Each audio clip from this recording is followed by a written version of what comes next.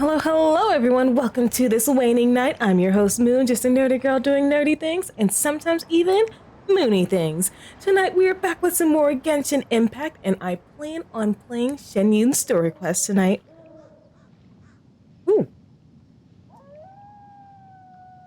Yeah. Oh yeah, the 5.1 update did come out. Lots of new things.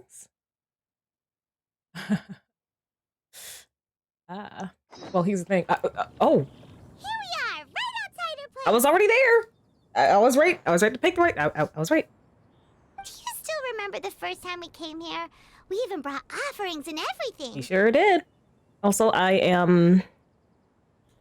Pause! Welcome to the stream. Thank you for the hydrate. I'm also finishing my dinner. I had some spicy salmon over rice. So if you hear me chewing on something, that's what I'm doing. How you doing tonight, Claus? Hope you're doing well. Oh, how's your karaoke stream going? I hope your karaoke stream goes really well, Claus. Once again, thank you for the hydrate. And when we told her that Rex Lapis had been assassinated, she immediately threatened to squash Liyue Harbor. Paimon thought she'd be impossible to get along with. But now that we've spent some more time together, she's really not like that at all. We probably don't need to bring any offerings now that we've gotten to know her pretty well, right? Still, Paimon's got some snacks around here somewhere, so if she really wants something, we can just use that. It's always nice to be prepared. Huh? Traveler? Did something catch your eye? Don't think we've ever seen her before. Whoa. What a pretty lady. Is she also here to visit Cloud Retainer? It seems like she could also be a powerful adept. Guys, that's literally her. Yeah, you're right. All it takes is one look and you can tell she's someone special. As expected of that bird lady, really. She must have a whole bunch of what the heck? Kuro, thank you for the Spanish acquisition. I wasn't expecting it.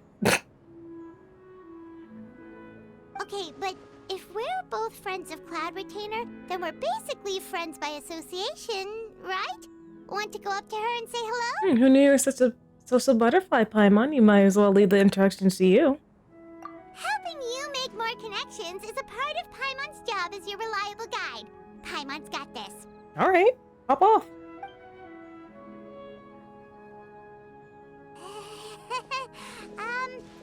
Hello.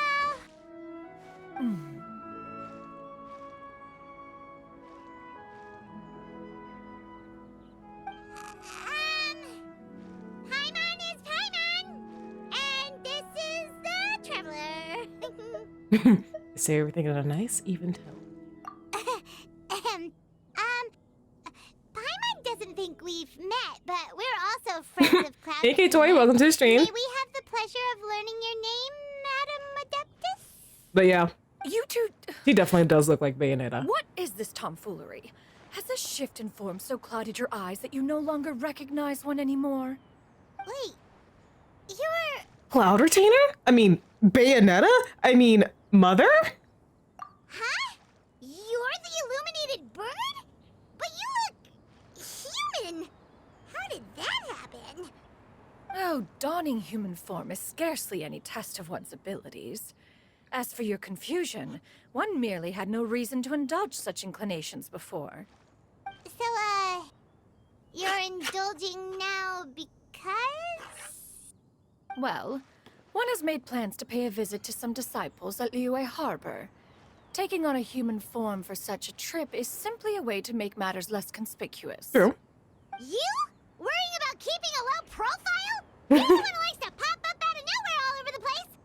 In fact, Paimon can think of several examples, like that time when you suddenly appeared on top of a roof without any warning, or...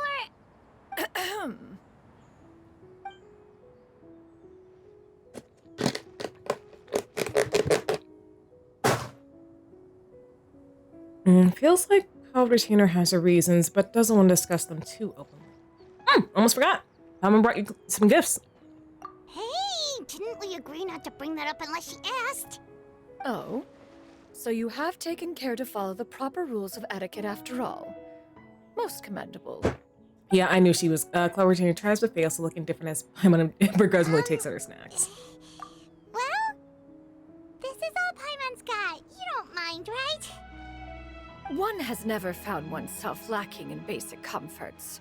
On the contrary, it is the gesture that one values above all else. So long as you've shown proper respect and consideration, the quantity or quality of the gift is but a trivial matter. That kinda makes Paimon feel a little guilty for trying to keep them for herself.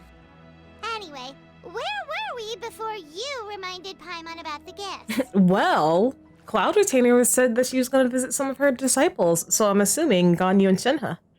Ah, right. So by disciples, you must mean Ganyu and Shenhe. It's also been a while since we last saw them. Maybe we can come too. Oh, we should. One planned to extend the invitation even if you had not raised the matter yourself. Shenhe and Ganyu should be quite pleased to see you again. I'm happy to see them too.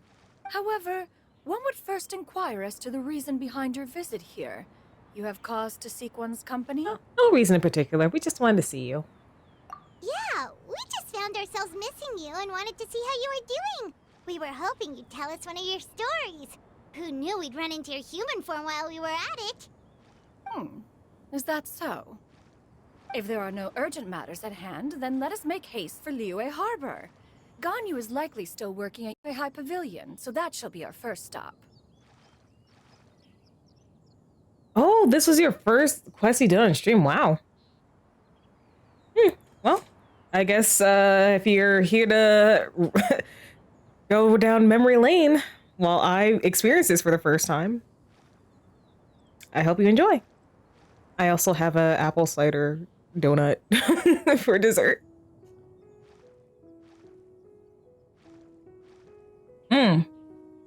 Damn. Aren't these normally like 2 or 3 hours? Holy shit. Chat, what did you guys have for dinner and or dessert? This apple cider donut is like popping off. Sounds great! Then let's all go to Liyue Harbor!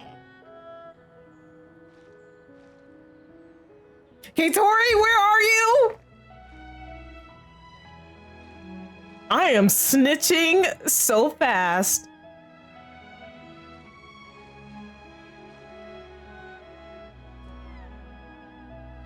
I'm snitching so fast.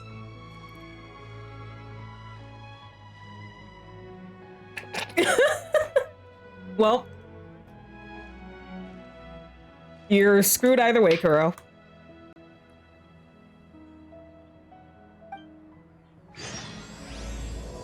Ooh, 1,000 1,000 moonlit miles. Ganyu has been quite busy with work as of late. One can count on one talon the number of times she returns to Mount Outsong each year. Shenhe has also secured employment recently. In her correspondence with me, she wrote that she shall have no need to return for the foreseeable future. Did they think one was so easily mollified? One shall investigate everything with one's own eyes and decide for oneself if their living conditions are satisfactory. Mother said, I'm gonna check on you. I'm gonna check on my daughters. Like, there's nothing you can say about it. I'm going to check up on my daughters. That's what she's saying. That's what she's saying. Xianyun is gonna check up on her babies. Okay. Mother is mothering.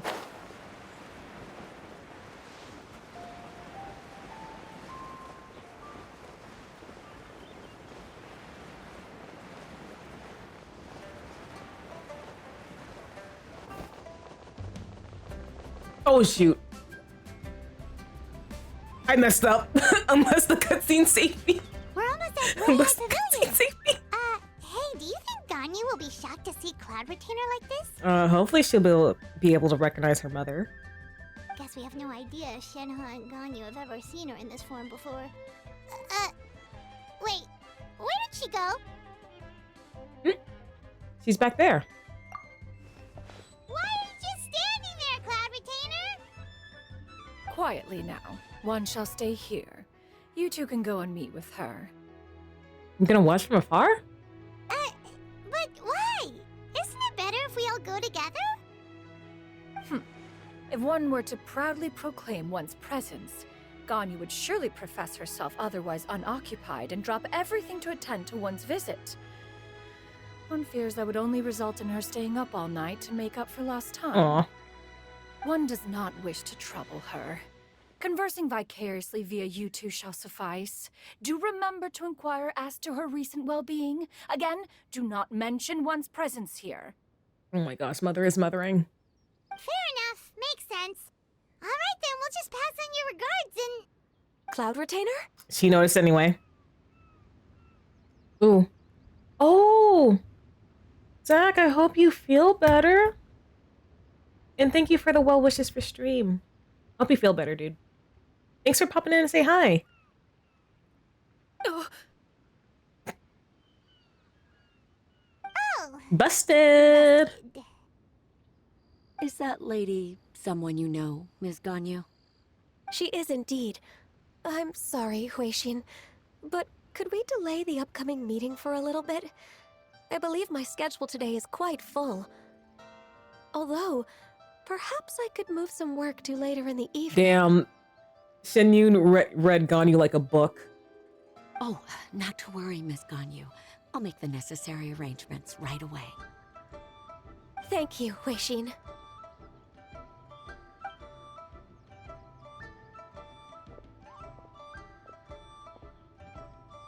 it's been a while, Ganyu. God, I mean, Xianyun, why would you ever think your daughters wouldn't recognize you?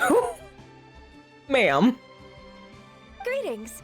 What brings you here today? And Cloud Retainer, too. It's been quite some time since I last saw you in this form. You are quite mistaken. One is not acquainted with this Cloud Retainer of whom you speak. One is simply a mere mortal passerby. Cloud Retainer, please. Huh? Seems she's not buying it. Ganyu saw right through her. That was but a simple test. One did not expect you to be able to recognize one so easily, especially after so many years of only seeing one's other form. Ganyu looks totally bewildered. She's thinking, why wouldn't I recognize you? I used to see you every day. How bad do you think my memory is? But recognizing you is, my responsibility as your disciple. I mean, your responsibility as her daughter. An apt observation. One was simply passing by while attending to some important business. One thought it would only be fitting to pay you a visit while in the area. Wait, Paimon wasn't aware of any important... Oh, Paimon's big mouth strikes again. Cloud Retainer's right! We've still got something super important to do, so we can't stay here for too long today. Oh, is that so? But it's been so long since we last saw each other. Aw, Ganyu just wants to spend time with her mother. One simply desired to see you and had no intention of interrupting your work. A quick conversation should suffice for today. A more involved reunion should wait until you find yourself less occupied. I understand. That should be fine. While one acknowledges the amount of work that you have to deal with every day, one must also remind you to rest. Though Adepti blood flows through your veins, excessive exhaustion will still cause grave harm to your body. It still makes one nostalgic to see you as you are now, respected and independent. When you were young, you oft begged one to cuddle you to sleep when you suffered from nightmares. Cloud Retainer! Stop! If you insist. We are running short on time regardless, so one will refrain from going into each and every story. Why don't you continue your conversation? One shall simply stand by and listen. You discussed some of your recent adventures with Ganyu. Wow, you've been to so many new places since the last time we spoke. If you ever need anything, please just come find me at Uehai Pavilion.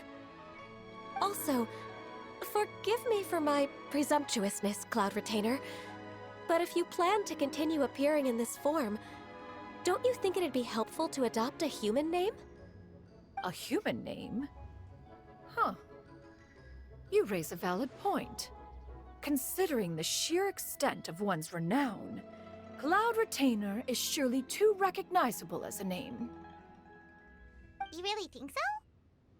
Not that you're not famous or anything, but that famous? You presume to know the extent of one's illustrious achievements. One would hardly think such a thing to be possible. Nevertheless, Ganyu's advice cannot be ignored. From this point on, when in public occasions, be sure to refer to one as Xianyun. Xianyun? Ah, I assume that's a reference to the full record of Pristine Pavilion. An adeptus of years past would rise with the clouds and rest with the moon. They were enlightened and wise, free and unfettered. The writer referenced Master's name to describe her carefree and spontaneous nature. Oh, that sounds super cool! Paimon feels like only the most powerful of Adepti could rise with the clouds and rest with the moon. Actually, those lines were originally written to describe Cloud Retainer herself. Huh? Wait, so you're really that powerful? And what of it? Did you truly take one to be nothing more than a bird of bigger than average size? Not exactly. Oh, that's totally what Paimon had in mind. To be fair, Cloud Retainer rarely speaks of her past accomplishments. The tales of her past can only be found in ancient texts. It is said that once, a long time ago, there was a severe drought in Liyue. Left with no choice, many people left their homes, while others spent day and night praying to the Adepti.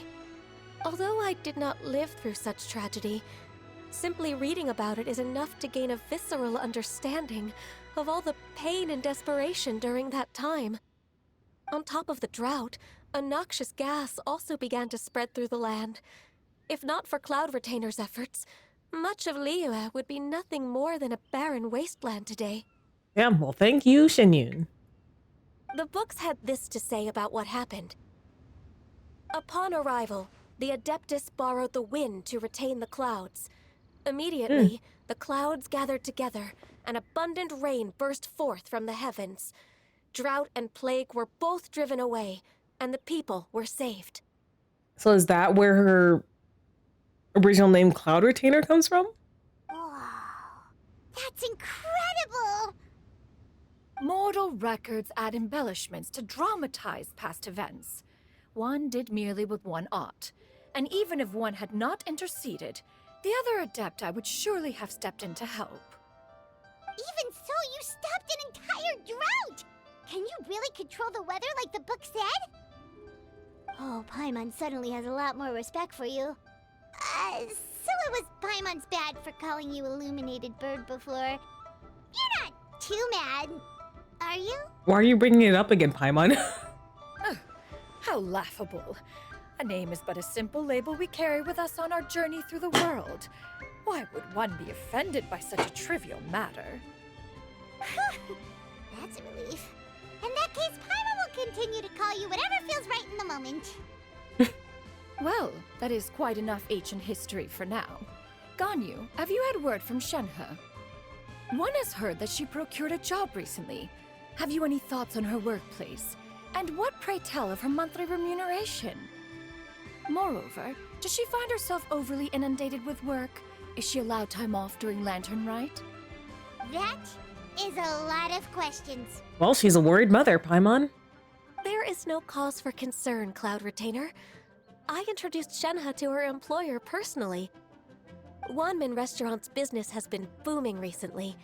So, with Chef Mao being swamped with customers, and Shangling still off and out in search of new recipes, I introduced Shenhe to staff the restaurant.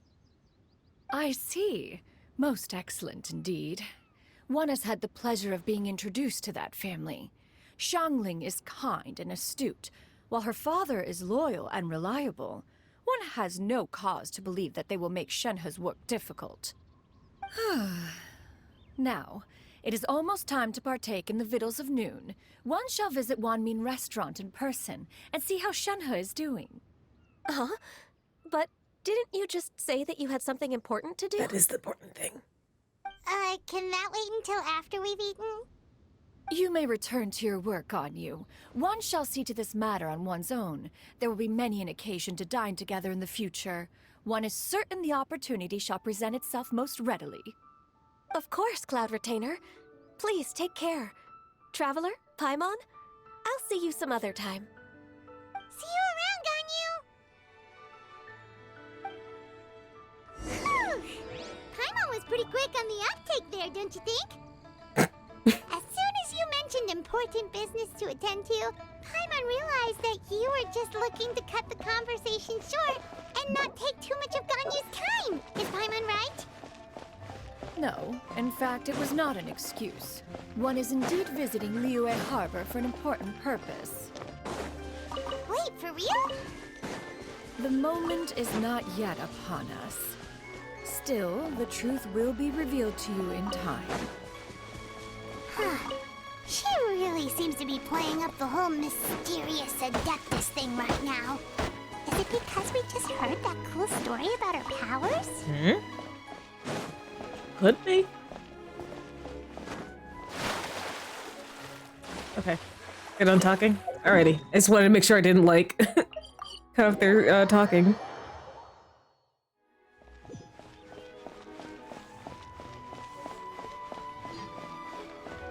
Shenhe!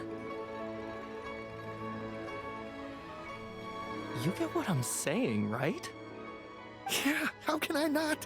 Not even fine food is enough to distract from the presence of a fine lady, eh? Oh, I'm far more interested in getting her details than ordering any dishes. Hey, how about you ask her? You do it. No. I think you should. Wait, she's coming. What can I get for you today? Greetings, miss. I was just wondering if you'd be willing to... What would you like to order?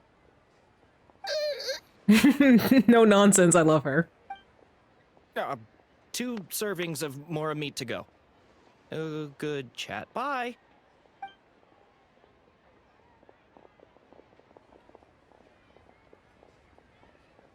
Shenhe! Welcome. It's been a while. May I take your order? Don't welcome us as guests and greet us as old friends in the same line. It's It weird. has been a while, Shenhe. I can't... Wait, was it the last time I saw you, like, in... Well, this is a story quest, but, like, I feel like... Not counting, like, events... Wasn't, like, the last time I saw you, like... Not the most recent Lantern Rite, but, like... In that one Archon quest where you were introduced? I might be misremembering, but, like... Maybe? Mm-hmm. Oh, and this is? This is Miss Xianyun. Master? Paimon, we're not her daughters. Why would you expect her daughters not to recognize their mother? One does not recall ever revealing this form to you before. How were you able to ascertain one's true identity with such ease? I've trained and lived with Master for more than 10 years. I would recognize you no matter what form you take. You... Aw, Shenhe, you're making your mother proud. Is something the matter, Master? Hardly. One simply learned of your employment from your letter and came to check on your well-being. And check out the great food, too. Yum yum. Indeed. It's almost lunchtime. My apologies. I'm still on the clock and can't talk for very long. Well, if it isn't the Traveler and Paimon, are you here for Shenhe? The lunch rush isn't in yet, Shenhe. So I've got things covered for now. Go ahead, sit down and enjoy some time with your friends. I'll let you know if things pick up. Thank you, Chef Mao. It's always nice getting to talk with friends. I too would feel bad if I interrupted my friend's work.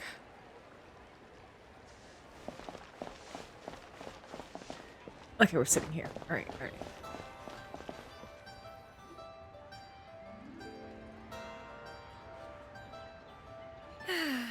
It is just as one expected. The owner of Wanmin Restaurant is indeed a most reasonable and accommodating human. Still, the work here entails dealing with quite a varied group of people. Has this been difficult for you, Shenhe? It's been manageable so far. I sometimes run into strange people, but I have figured out a way to deal with them. Oh, really? Seems like you've been making progress. So by dealing with them, you mean... First, I try to talk sense into them. If that doesn't work, I threaten them with violence. At this point, they usually decide they are in favor of a civil conversation. Oh, how should Paimon put this? Hey, sounds reasonable enough. Oh, a sensible plan. One is gladdened to see you integrate so well into human society. And you, Master? How have you been? Simply marvelous. Though Mount Outsong has scarcely enjoyed your presence recently, one has hardly found the pleasure of one's own company to be lacking. I see. Oh, just as expected of Master. What she means to say is she actually misses the two of you a lot. I have missed Master quite a bit too. Even though work has been busy lately, I've already had a conversation with Chef Mao about taking some time off soon to visit Master. Oh, you did? Do make note of such matters in your letters in the future. There's hardly a need to keep one in suspense. Xianyun such a Cinderella. Whoa, her mood shot up just like that. Oh, she's dealing with empty nest syndrome. Oh no. By the way, Master, since you are in Liyue Harbor, have you had the chance to visit Ganyu? Indeed. She is similarly preoccupied with her work. There was time only to exchange a few simple pleasantries. Ganyu told us the story of Cloud Retainer's name. It was amazing. We never knew how powerful she was before. I see. In that case, allow me to also share a story about Master's past. Ooh, the tables have turned. Oh? Is that a problem, Master? I believe this to be a good topic of conversation. No, not a problem. One was simply caught off guard. But no matter, please, proceed. One is most curious to see how much of one's own conversational prowess you possess. Master once participated in a race against Mooncarver. After Mooncarver lost, he insisted that Master's ability to fly gave her a natural edge in such a contest. No. In response, Master agreed to forego flying in return for being able to use one of her devices in the race. Mooncarver accepted, only to find Master with a brand new device on the day of the contest. Huh, what kind of device was it? It was a mechanical vehicle made out of iron. What was it called again? Oh, an electro-powered bicycle? A motorcycle? So motorcycles exist? Oh, you refer to the bicyclical Thunder Flashmobile. One spent 49 days conceptualizing and crafting it. It need only be infused with adeptal energy, and it can cover thousands of miles in one day. Oh, it boggles the mind why Mooncarver ever supposed he might best me in a contest of locomotion. Though he sprinted with all his might, he could barely keep up. Alas, the one flaw of my mechanism lay in its weakness against mountainous terrain. One was thwarted mere seconds from victory, when it was thrown off course and failed to make it across the final stretch. Truly a most unfortunate turn of events. Anyway, do go on, Shenhe. Master, that was the end of that story. Is that so? Huh. With you gone, one has seldom felt the desire to call upon those old fossils for another contest. What is a race without spectators, after all? Have you been lonely, Master? Lonely? Huh. At one's age, entire human generations come and go in the blink of an eye. Even one's own self-directed musings can span several days and nights. 'Tis a most foreign sentiment, The mere mention of it is preposterous. Mm-hmm.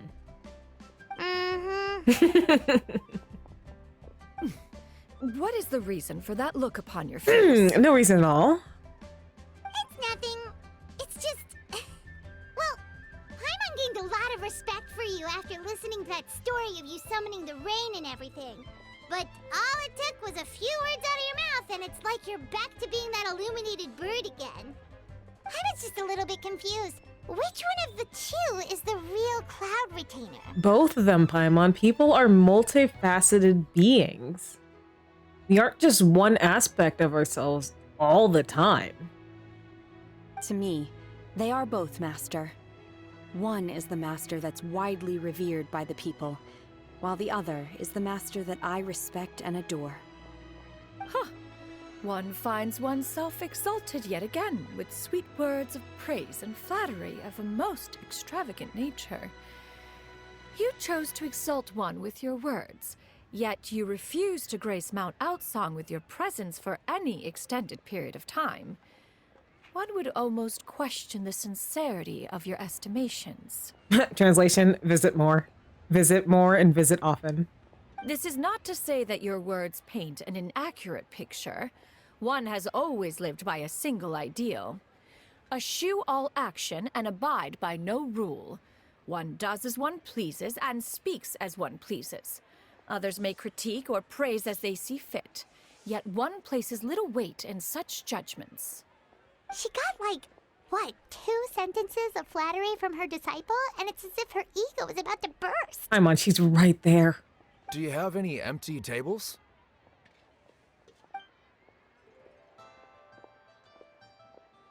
Hey there, could we get another fish stew? I'm hearing more guests come in. I should get back to work. Yeah, I can hear that lunch rush coming in. It was nice speaking with you, Shinta. Alright, good luck with the lunchtime rush, Shinha. Mm-hmm. I'll try my best.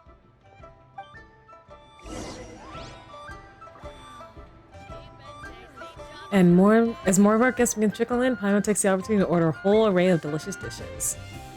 So much yummy food! Paimon's gonna feast! Is the food to your taste, Cloud Retainer? One is fond of all kinds of delicacies and delights in a multitude of flavors. The dishes here demonstrate no shortage of culinary skill. Their unique flavor profile has left one more than satisfied. In fact, one has been struck by quite the fit of inspiration. One has already begun to conceptualize the next generation of supreme cuisine machines. Everything's so tasty! A bit too hot at times, but still super tasty. I'm sorry, miss, but our tables are full. Shall we try somewhere else, Granny? But it smells so delightful. Can we really not eat here? My poor legs can't go on for much longer. Hey, we'll make some room at our table. Come on. Well, you could always check with some of the other guests and see if anyone's happy to share a table. Yeah, come sit with us. Come sit with us. We'll make some room. Paimon just floats. It's fine. Okay, I'll ask around. See, we got 2 open seats right here.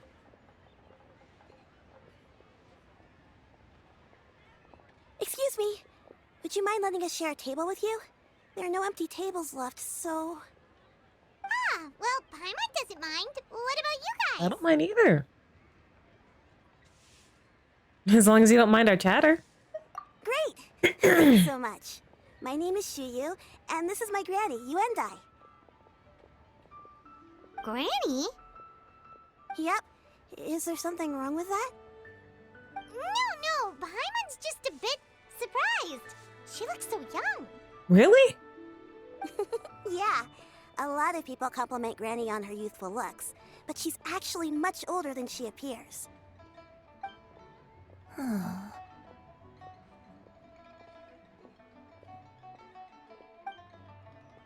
Granny? Why don't you take a seat? Come on, it's not polite to stare. I wonder if she recognizes Cloud Retainer. Huh. Have we met before? No. 'Tis a fated meeting, then. Please, take a seat. What would you like to eat, Granny? I can order for you. I want braised earthworms. They always pop up out of the ground after a rainstorm. Is Yuandai an adeptus? Like, what? No, not this again.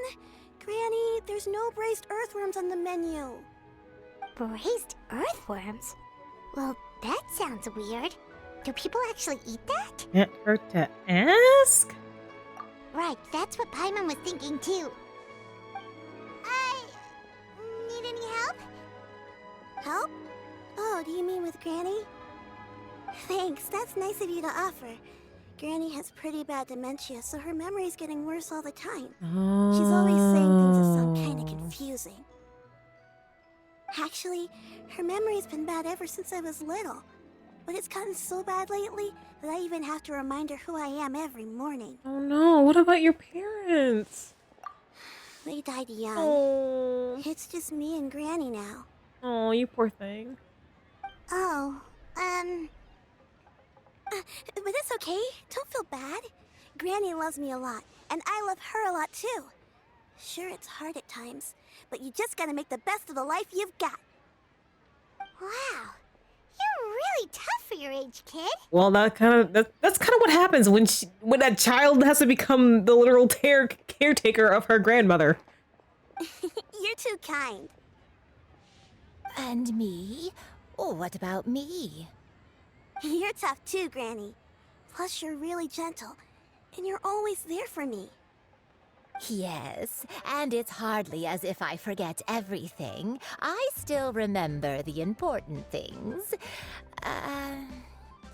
Wait, what was that really important thing again? Ah, I remember now. It was a dream. I had a dream where everything was dark. Someone was standing in front of me.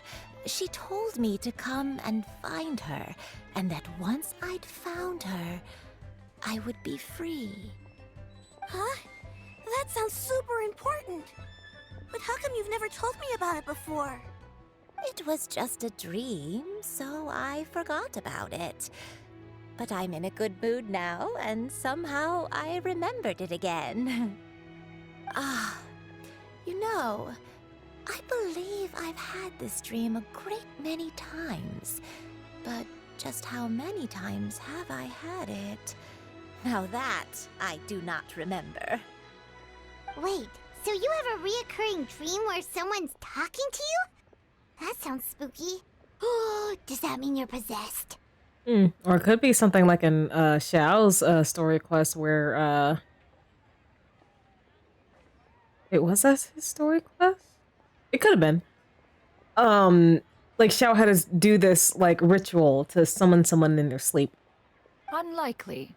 Her eyes are clear and her breathing remains calm and level. One sees no signs of possession. Are you sure? Who do you take me for? Is one not an adept? Am I not an expert? Huh, you're right. Paimon almost forgot you're the expert. In that case, do you still remember what the person in your dreams looked like, Granny? Not anymore. Although, I have a sense that she looked rather like me. But not as I am now. My younger self. A younger version of Granny? This is just getting weirder and weirder. What is going on here? As one said, fate must have brought us together. You may leave this situation to me. Are you sure? Hey, So, she can do what she wants, I what are your guess. names? Paimon's Paimon. I'm Moon. Just Xianyun is fine. Thank you all so much for offering to help. But first, I'm sorry for asking, but, how do you want us to pay you back? Oh, no repayment needed. Oh, we don't need any payment for this. We're just curious about your situation and want to help if we can. Thank you so much. You're welcome. But Miss Xianyun, what exactly can we do to help out this Granny? All we have to go off is that dream. Where do we start? That is elementary. Since her dreams portray her younger self, then we shall retrace the steps of her youth. Once we have revisited those places, her memories will likely return. Sounds like a plan. So, Granny, do you remember which places you went to when you were young? Why, of course I do. The heavens above, the earth below, the wispy clouds, and the emerald mountain streams. Okay, taking that as a no. Maybe it's lines from a book. I might have an idea. Once, when I was really little, my dad told me that Granny used to be a martial artist heroine who saved loads of people from a disaster. If it's true, then maybe they wrote about it in the history books or something. A martial arts heroine? Oh, Xingqiu knows tons about Liyue's chivalric traditions. If anyone knows about the heroes of the past, it's him. Let's go find him at the Feiyun Commerce Guild. Yeah. Nice, we're gonna see Xingqiu. Let's go. Are you leaving already? But I'm still hungry. I'll go order some food, Granny. If there's nothing on the menu you especially want, I'll just get a few different things. It seems we must part ways for now. The Traveler and Paimon are bound for the Feiyun Commerce Guild, while Yuendai and Shuyu shall remain here and partake of their lunch. As for myself, I have matters to discuss with Streetward Rambler. Madam Ping? Streetward Rambler? Oh, you mean Madam Ping! Precisely. Let us meet at Yujing Terrace once you are ready. Always wanted to try this place. This place, the food is unbelievable. Where are you going, Granny? Don't you like the food? Fresh milk. I need to buy you some fresh milk. Milk? Why? You need to drink milk before eating, or the spicy food will make you cry. Hush, little one. Don't cry. Granny, you're forgetting things again. I'm not a little baby anymore. I can eat spicy food now. Even the super spicy dishes, like their fish stew. I can eat 2 whole bowls, no problem. Wonderful. Oh, wonderful. My darling granddaughter is all grown up. How sweet. Okay. The Feiyun Commerce Guild. Right, let's go. See Xingqiu.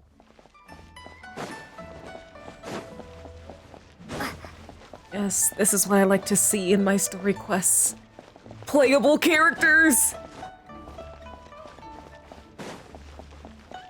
Wait, are you wearing your original fit or the fit the Farina fit? Huh. It's you two. What brings you here? Oh, you're wearing your usual fit. Xingqiu! Great, we found you! We wanted to ask you about something. Explain the situation to Xingqiu.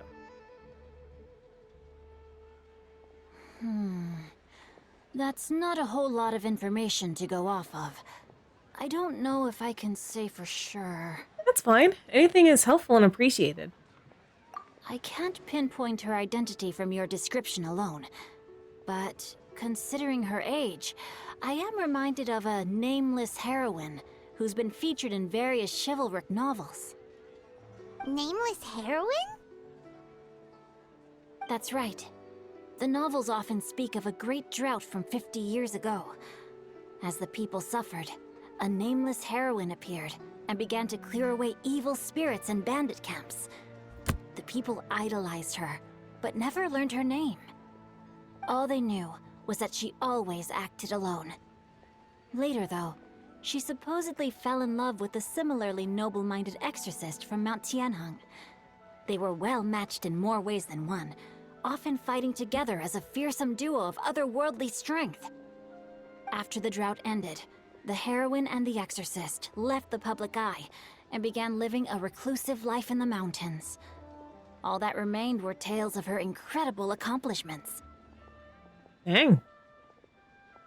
The way this nameless heroine faded from fame into obscurity later in life is not too dissimilar from Miss Yuendai. I hope that's somewhat helpful. It is. Thank you so much. Thanks a lot, Xingqiu. We knew it'd be worth talking to you. It's nothing at all. Just something I came across while reading. I did do a bit of extra research on her story, but it was just out of personal curiosity. Oh, we're glad you did. Well, Paimon still thinks that's super cool. Oh, wait, Xingqiu, if you've read up on her, do you know of any places often associated with her? Let me think. In the novels, the nameless heroine always appeared near one of 3 places. Wangshu Inn, the area just north of Xianyun Karst, and Xianyun Peak. Ah. Wait, can we see Xiao? Perhaps the real-life heroine who inspired the character was also often seen near those 3 places. That would explain why those locations appear in the various novels written about her. Thanks so much, Xingqiu. You're a huge help. You're welcome. To be honest, I found some parts of the story confusing when I first came across it. If Miss Yuendai was indeed the original inspiration for the character, she may just be able to Hey, help me put the Moth. pieces Welcome to the together. stream. How you doing tonight? I'm just playing Xianyun's story quest, or otherwise known as Cloud Retainer. Oops. I swung my mic around. It's rare for a chivalric hero to fade into obscurity during their lifetime, even after retiring from the public eye. But no one ever saw or heard from the nameless heroine again. There were even rumors that she became extremely ill. I've never understood why someone would go to such lengths to erase themselves from public memory. It's almost as if she was trying to hide from something. There's probably far more to the story than what's been written.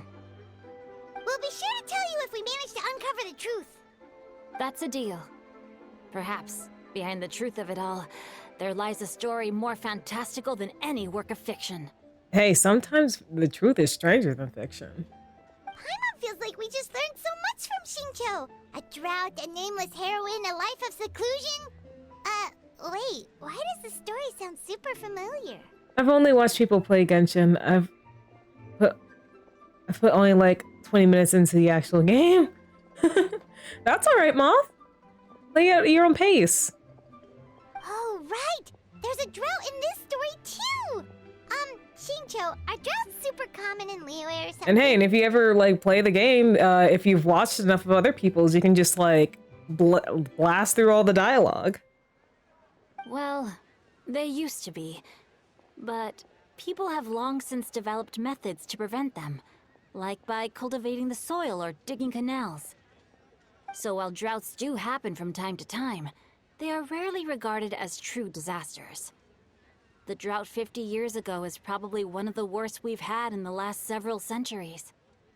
The crops withered, the streams ran dry, and the monsters in the mountains became rabid and agitated. Countless caravans were attacked, and people who lost their homes came together to form bandit groups. What started as a natural disaster soon became a human tragedy as well. That sounds awful. Yeah, and that's exactly why the nameless heroine was so beloved. She must have been someone of true integrity, to do so much for the people while asking nothing in return. Still, as terrible as that drought was, it was nothing compared to the truly calamitous disasters that befell this land in ancient times. They say that back in those days, disasters were both more severe and more common. Only the strongest of Adepti could hope to dispel the ruin and devastation. Do you have any other questions? I think that should cover just about everything we needed answering, right? We're good for now. We're just going to head back and meet up with Miss Xianyun and the others again.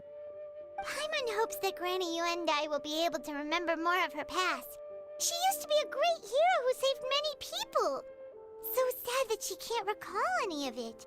I mean, we don't know for sure yet. I'm assuming it is true, but like... Anyway, we'll be off now. See you some other time, Xingqiu. Thank you so much for your help. Yep. Thank you very much. It's no problem at all. Safe travels. You too, Xingqiu. And... oh, no, he's still here. I was about to say, oh, he's gone. Time erases everything. Even the greatest of heroes will have their legacy reduced to the small fraction of their deeds that were committed to paper. But I think the magic of chivalric novels lies in the way you can catch glimpses of a noble soul from a few mere paragraphs. All right. Where map is? I don't know what's faster, but I'm gonna use this waypoint anyway. Oh yeah, I just noticed that the cutscene did save Traveler from dying from gravity. I should I don't know why I haven't learned my lesson yet.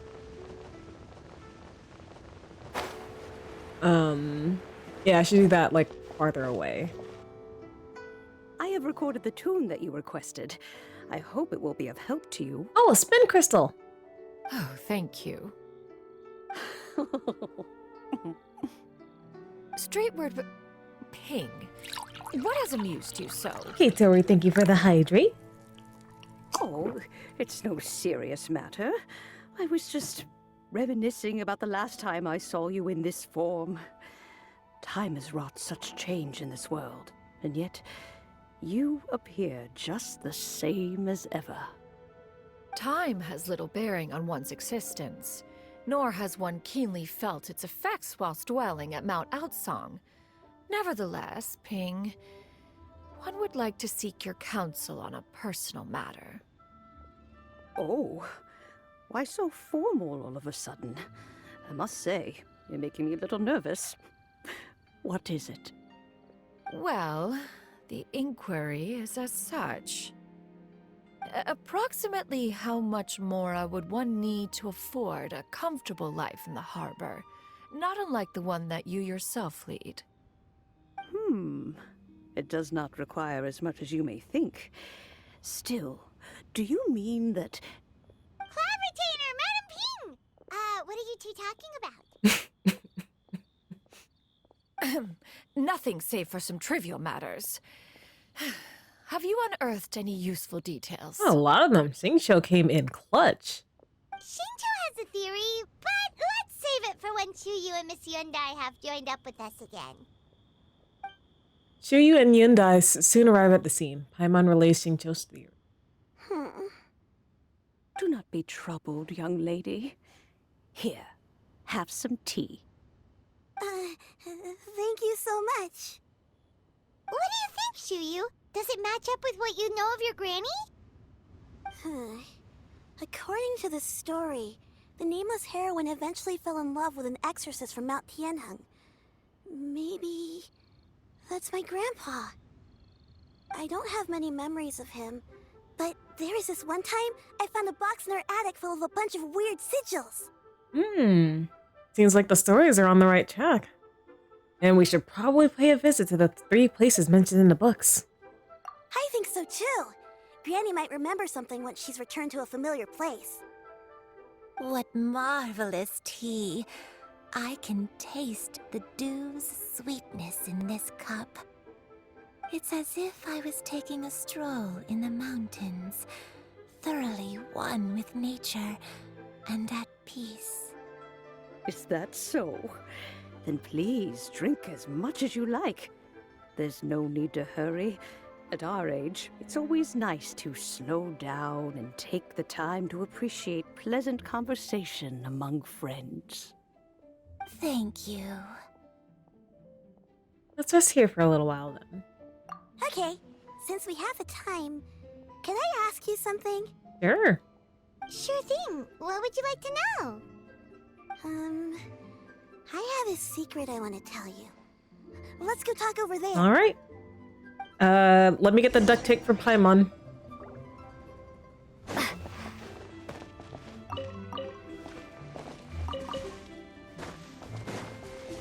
Let me grab some goodies while I'm here.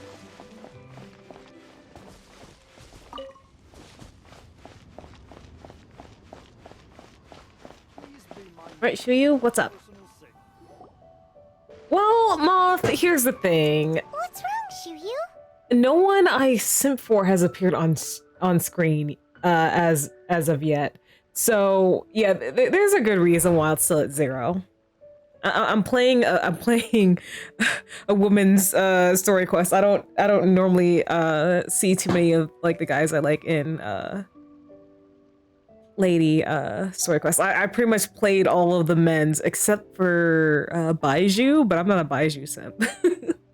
Well, I've been kind of meaning to ask ever since we started talking in the restaurant, but are you guys all adepti in disguise? Well, one of us is. Oh! How about that? Why do you say that? Well, you guys just seem super special. Plus, I think I might have heard Miss Xianyun call herself an adeptus. Ah, must have been a slip of the tongue. Xianyun, since you were the one who, misspoke, maybe you can explain to Xiyu here what you really meant by that. One is indeed an adeptus. Is that of some concern to you? Okay. I knew it. You don't sound surprised at all. Well, one time when I was a little kid, I saw a pure white illuminated crane. I had this super high fever, and Granny wasn't around. I was feeling all icky and gross. But then this snowy white crane flew down from the sky. She put me on her back and flew me to her cool Adeptus house and fed me some sort of magic potion. When I woke up, I was already back in my bed and my fever was gone. I really wanted to thank her, but I was too sleepy to stay awake, so I never got the chance. So, I just kind of wanted to ask if maybe any of you have ever met an Adeptus like that? A pure white illuminated crane? The only two we've ever met are blue and white and black and brown. Huh. I wonder if your granny is this pure white one. Have you ever met one that's pure white, Clavertina? Never has one met an adeptus with such features. One surmises such a description is but a hyperbolic embellishment that oft results from narrative accounts. That's weird. Was it really just a dream then? Well, even if it was just in my head, it doesn't matter that much anyway. All I really want is to help Granny recover her memories. I'm really grateful for all your help. Leave it to us! Now that we know the 3 locations, we just need to visit them one by one! Well, will her granny be able to take the distance? Let's go to Wangshu Inn first! Zhao? Okay, I'll go get Granny. Zhao? Please? Thank you? Please? I'd like to see Xiao. If we're heading to Wangshu Inn, please.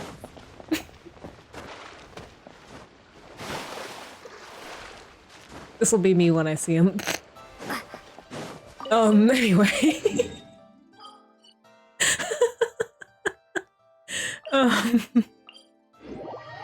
Whoops. Wangshu Inn. Wangshu Inn. Do you remember this place, Granny? Yes. The fish here is very delicious. And if you look out into the distance, you can always spot a bird that's been left behind by its flock. I believe I used to have a room here. It had a window. Yes, I spent a lot of time looking out that window. Which room was it again? Let me look. I'll come with.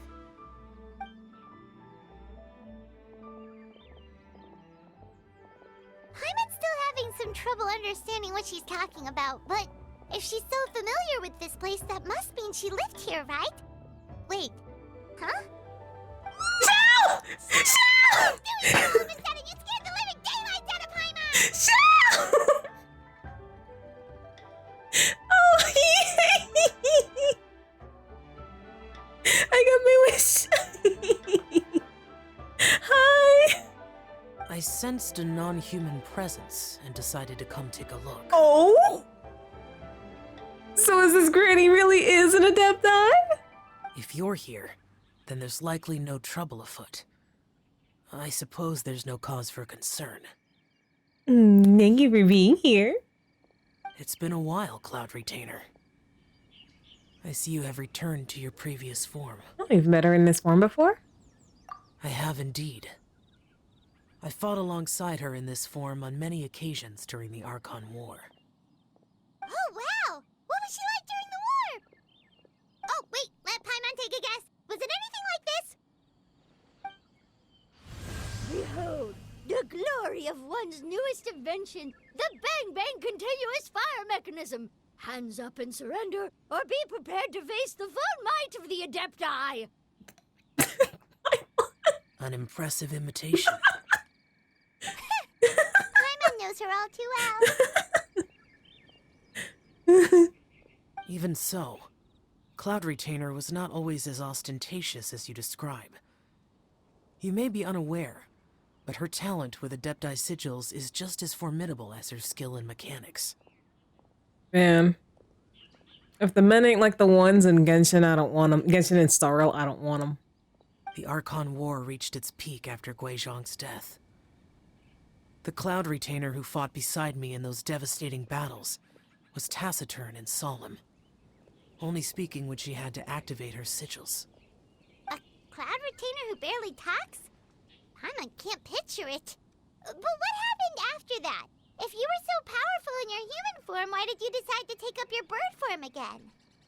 Once one had bid farewell to the world of mortals, what use would one still have for such a shape? When dwelling between mountain and forest, away from the struggles and troubles of the mortal world, a mortal form is hardly the most fitting of choices. Fair. After the war, Cloud Retainer retired to Mount Outsong, only revealing herself to the occasional visitor, and always in her avian form. Although I do believe there was an occasion some 30-odd years ago when she decided to don her human form. I believe it was for the purpose of... One believes there is little need to relive bygone Oh, matters. come on! Granny, are you okay? Back then, at this place, Perhaps this conversation should end here. I shall take my leave now. Wait, give me a hug before you go. Should you encounter any trouble, you need only call my name. However, given that you are traveling with Cloud Retainer, I trust you are in good hands. I mean, sure, but I'd like to be in your hands too. Oh.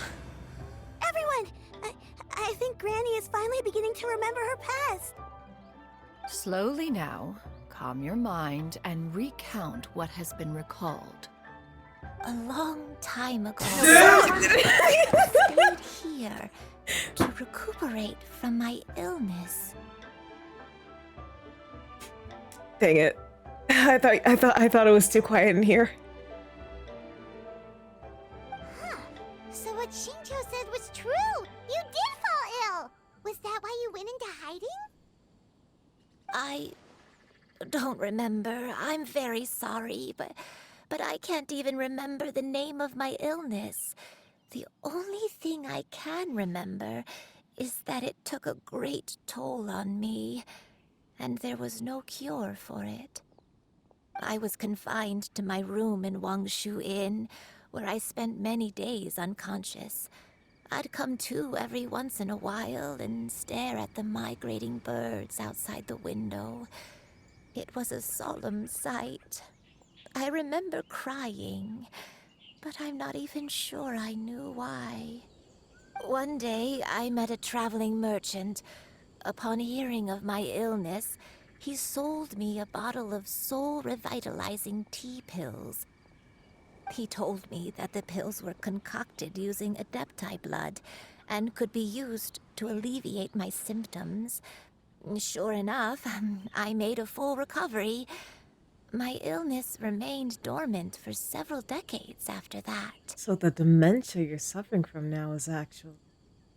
Wait, but if your illness remained dormant for several decades, are you saying that what you're going through now is just a relapse of what happened all those years ago? And it was all thanks to the pills that you managed to keep the symptoms in check?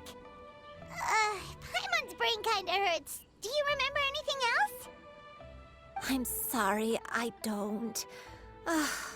Oh, if only I wasn't so useless. Oh, don't say that. Hey, you're not useless. You've done so much for me. Watched me grow up. Raised me. How could you say that about yourself? Oh, fret not, dear child. Granny was just a bit frustrated. That's all. The recovery of a person's memories is a gradual process. Finding pieces of one's past is always superior to not finding anything at all. Let us make haste to the next location. Next location. Next location. Oh, why don't we go to the area north of Dwayun Karst next? There isn't really a landmark there, so where should we start? Oh, Paimon's got it. Let's check out the houses in the area first. After all, if she was there for any length of time, then she would have stayed somewhere, right? Oh, Paimon's really got her thinking cap on today. At this rate, we'll recover all of Granny Wendai's memories in no time.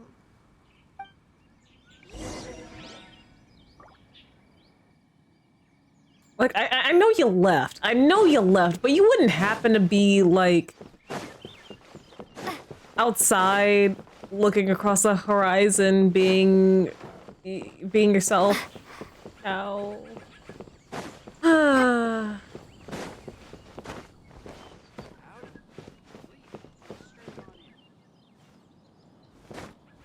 I am sad now.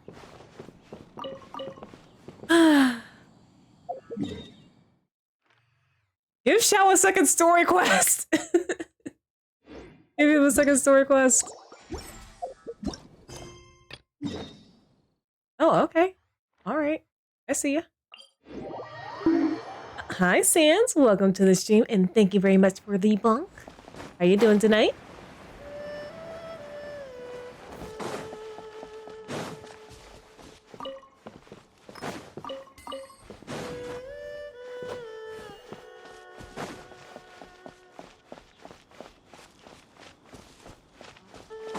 Oh, well, I hope it gets better.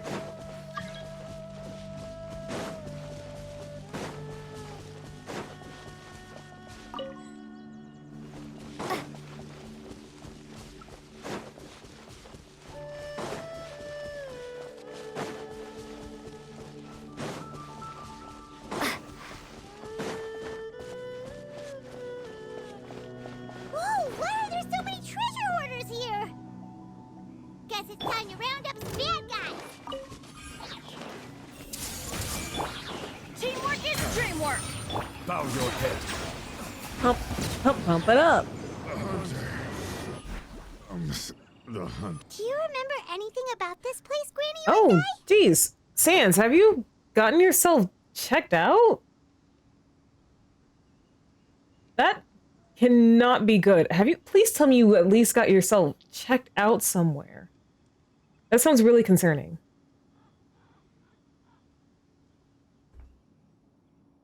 Let me think.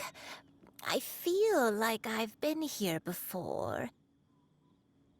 But I don't think I stayed here too long. I might have just rested here briefly before continuing on my way. Got it. That's okay. There are still plenty of other places we can check. Yeah, what Katori said, like, that sounds really concerning. Like saying, oh, I took a nap 6 times is way different from I've lost consciousness. Okay. Oh, okay, so you did at least get yourself checked out. Okay, good. Oh. Well, then I hope my stream can help you relieve some stress. Well, I hope you get better soon, Sans. That sucks. Wait a second. If I remember correctly, I believe I brought...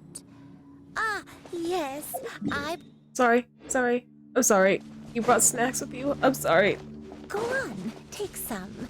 You need to eat a lot if you want to grow big Oh, I'm and glad, strong. Sam.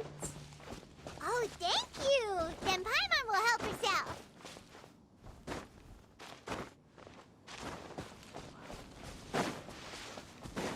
Well then... How do I keep talking? Oh, there's a boar. As long as it doesn't attack me, I will not attack it.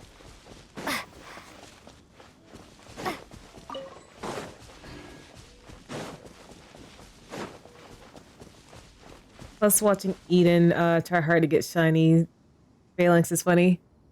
Ooh, oh, how many shinies has Eden gotten so far? Last time I heard he got like 3.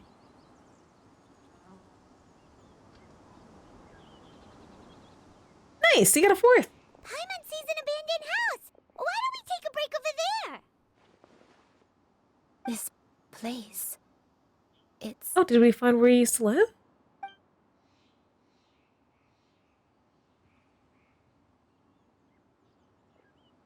Did you remember something, Granny? I remember.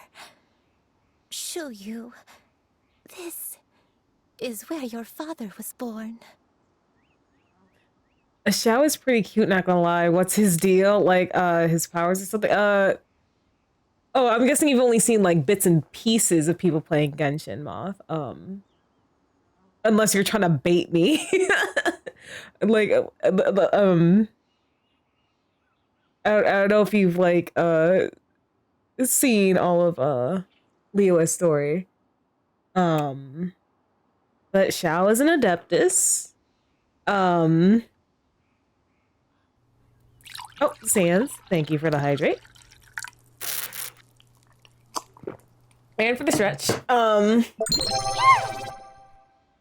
Ooh. Sans, that's just a sound alert. I don't particularly... I mean, I'll try to riz Xiao up. Shit. Yeah, like I talk about in Simp for Xiao like so much, but like how do I explain him? Yeah, he's an Adeptus from Liyue. He fought alongside Zhang Li in the Archon Wars. He that I'll get, but that's good enough. Yeah, it's a sound alert. So you should probably time that for maybe the next time I'm like rizzing or simping for a character. Maybe that's the best time to do that one. He mainly presides at Wangshu Inn. He likes almond tofu. Like when we first meet him, he's very very closed off. But like as you saw earlier, he's like you get to a point in your relationship with him where he's like, if you ever need me, all you need to do is call my name. And it's just like, damn. He's essentially like that that guy who's like I don't want to say mean to everyone else, but like but you're like the exception. Like he's nice to you. And Sans, I don't know what you expect from me. The sim counter's here. Kaitaru called me out. It was a moonless night. I had been injured, so your grandpa was supporting me. We fled together with some being in the fog behind us in hot pursuit. I had exhausted my strength when the labor pains came on, so we took refuge in this house. Your grandpa set up a barrier outside, but neither of us knew if it could hold the monsters back. I remember that night. I remember falling to my knees, reciting a prayer over and over. I alone am the source of this sin. Punish me as you wish for forsaking my oath, but spare my innocent child. Oh yeah, I'm really starting to think that Yuandai is an Adeptus, and if Zhang Li's first story quest told us anything, is that Rex Lapis once said, "Those who break their contracts will suffer the wrath of the Rock." Sin? Oath? Did you do something wrong?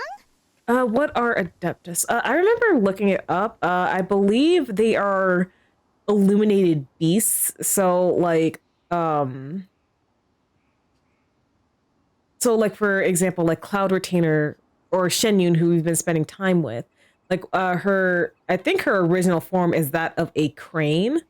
Um, and a lot of the other Adepti also have animal forms, but some of them choose to you know, exist in like a human one.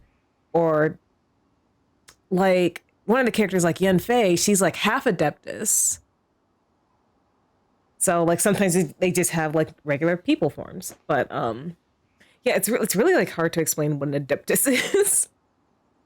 But uh like Rex Lapis, the Geo Archon, is like the prime Adeptus, and like he and the other Adepti were sworn to protect Liyue.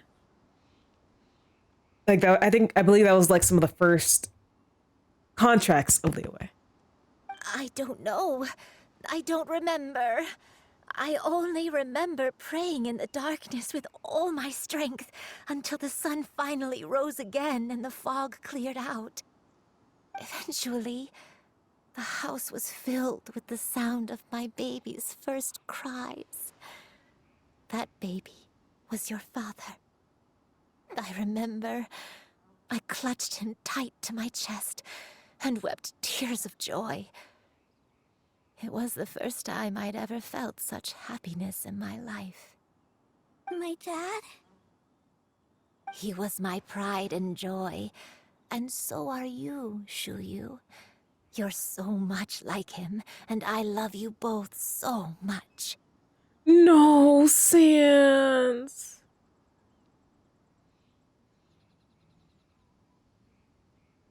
Oh.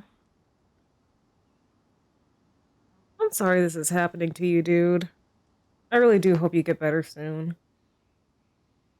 But you're always going to be different from me. Why?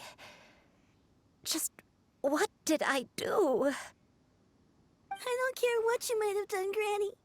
You'll always be the person I love more than anything. You're too sweet, Shuyu. I'm lucky to have you with me. If not for you, I would not have had the courage to come here, to try to remember. No, that is what not I had okay. forgotten. It's not okay. All right. Let's not stand around any longer. There's one place left, yes? Let's go take a look. If one recalls correctly, the next place should be Xianyun Peak. Yuandai, how fares your health? I may be a bit slow, but I'll do my best to keep up. I'm sorry to keep everyone waiting. Climb on. I shall carry you to the top. Oh, such lightness of weight. All those who grow old grow frail in the end, do they not? First, you lose your memory, then your health. Eventually, you end up losing everything. My only wish is to depart this world with a lucid mind, to free myself of this torment and the burden it places upon others. Fret not. You have my aid in this endeavor.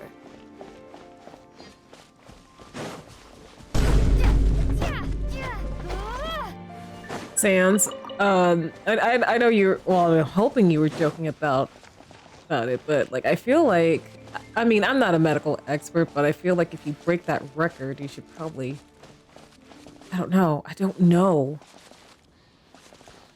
Like at that point, shouldn't you like go back?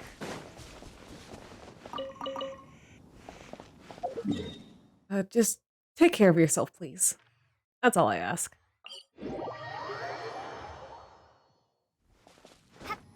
Right, the Xianyun Peak.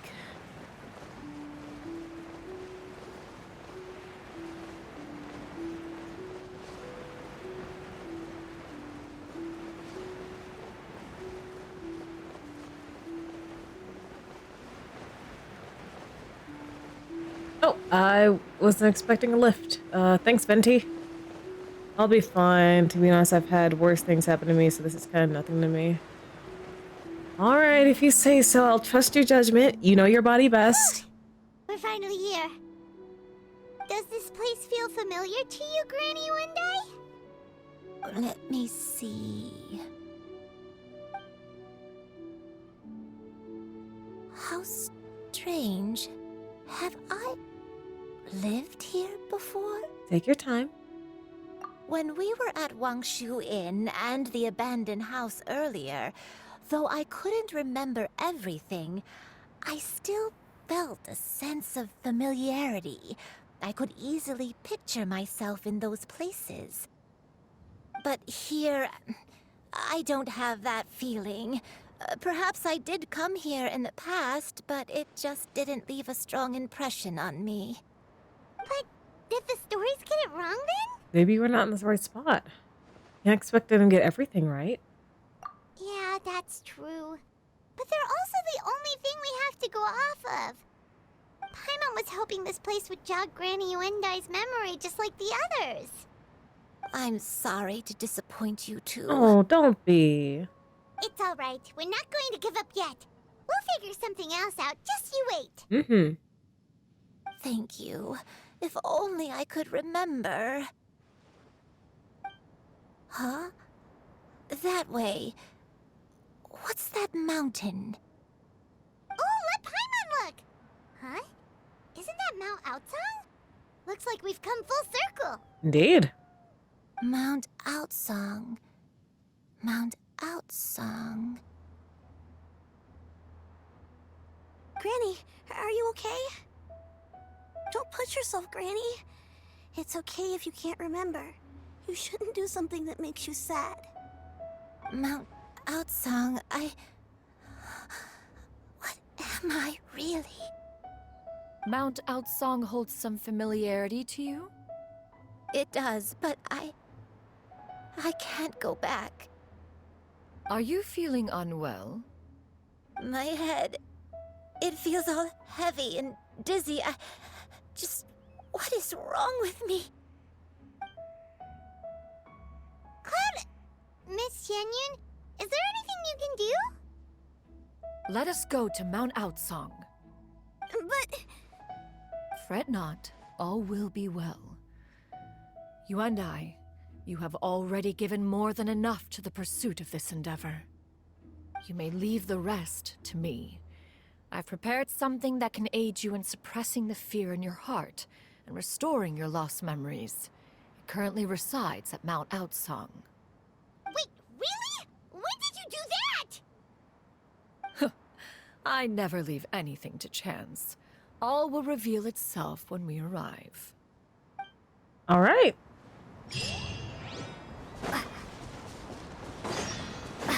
Take me away.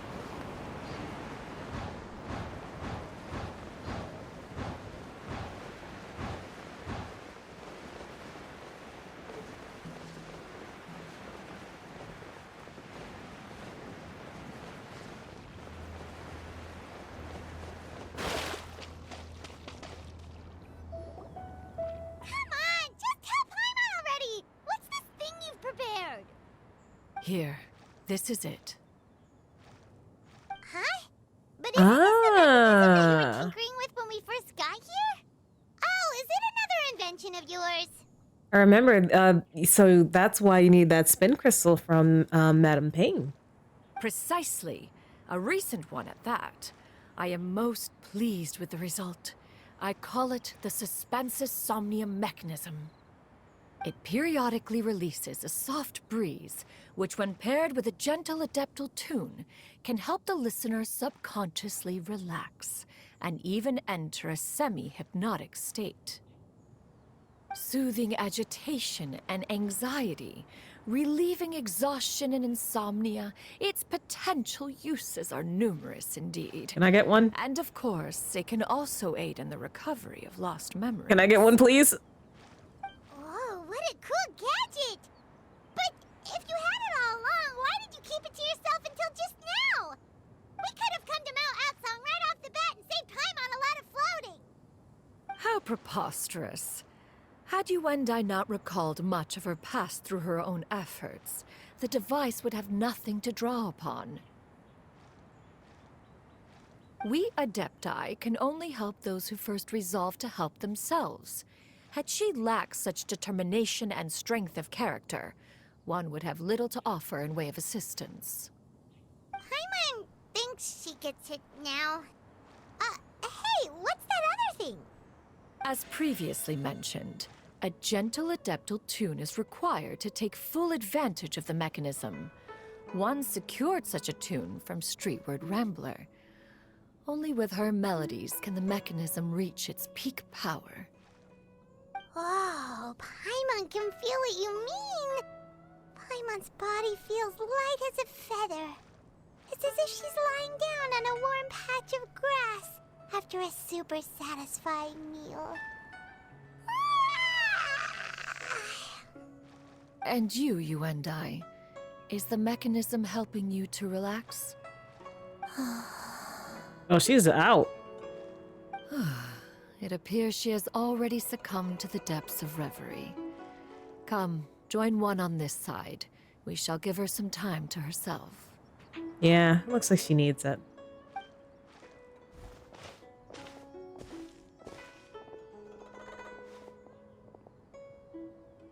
The drought is over. But why do you look like you want to cry? The potion. It's nearly run its course. I've never regretted meeting you. Not even for a second. Please. Please, no.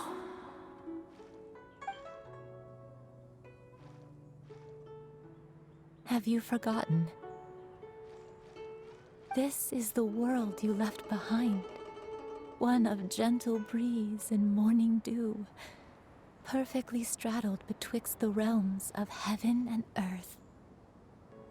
This is your home. This is where you belong. You should have never left. The you of the past, the me from not that long ago. We should have never.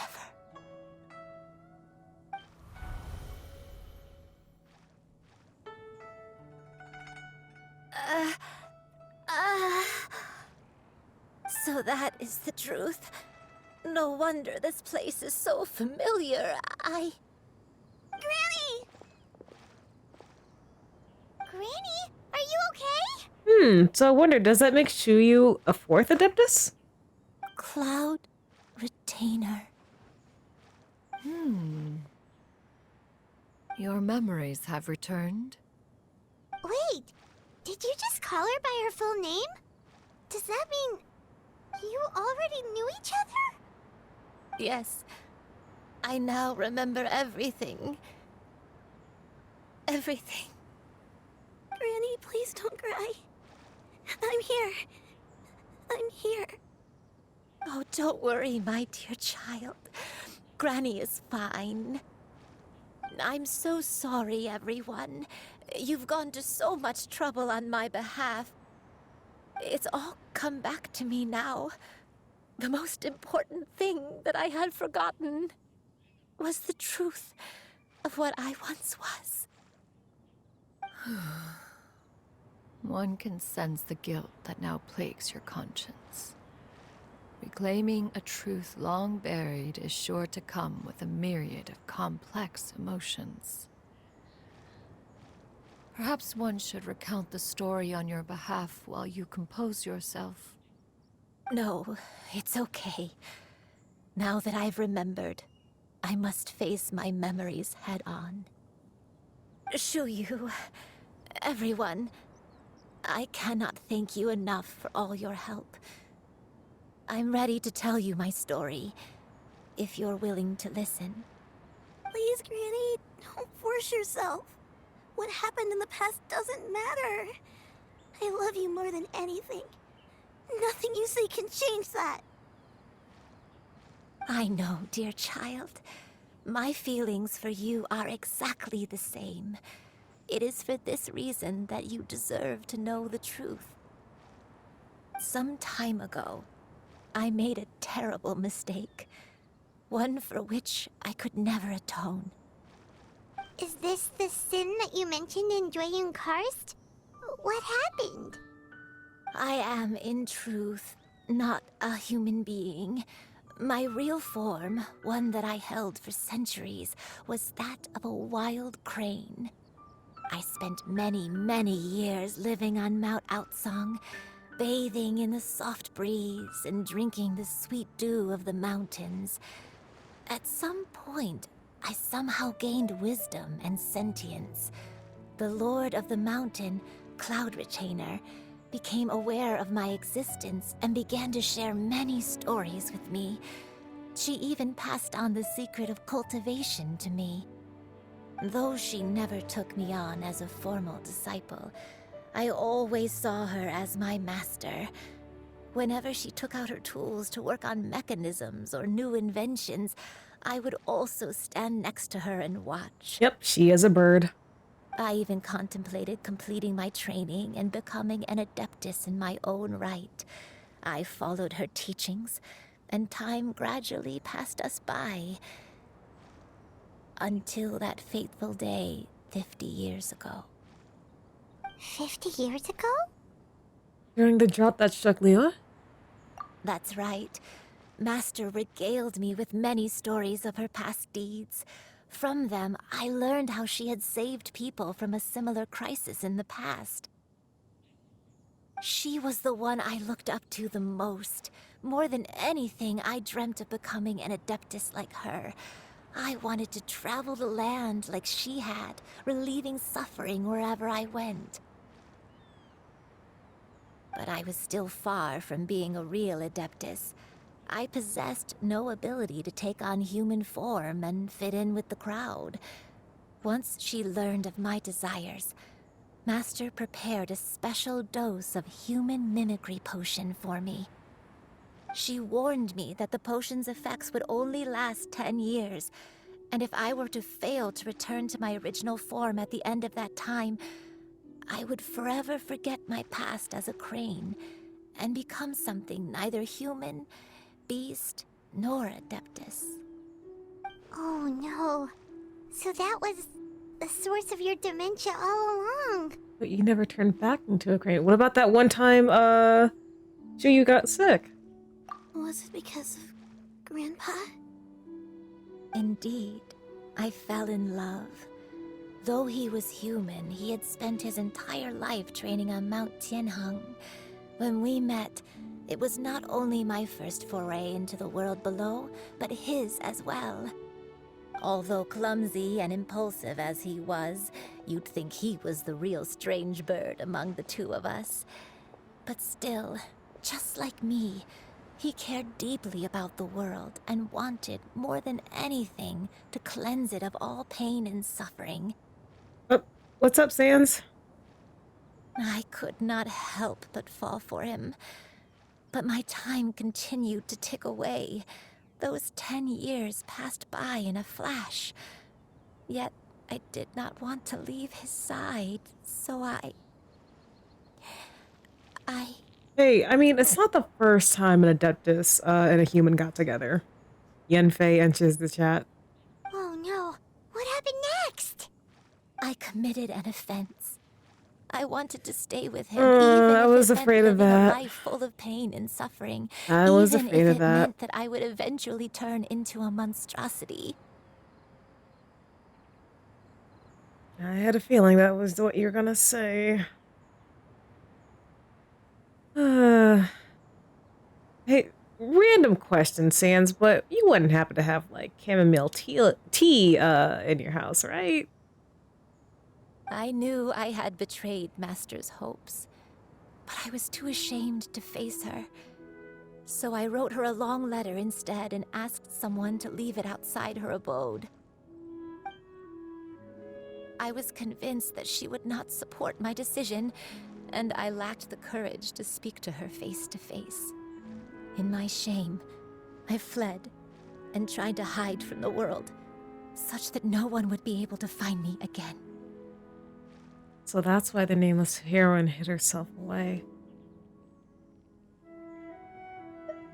But that was only the beginning of my troubles. I began to suffer from a strange illness. My memories became hazy and confused, and I could no longer keep myself awake. I understood that my pain was caused by my refusal to return to the life I was fated to lead. I'm just trying to like think of ways to like de-stress, and like I know like chamomile does have like some calming properties.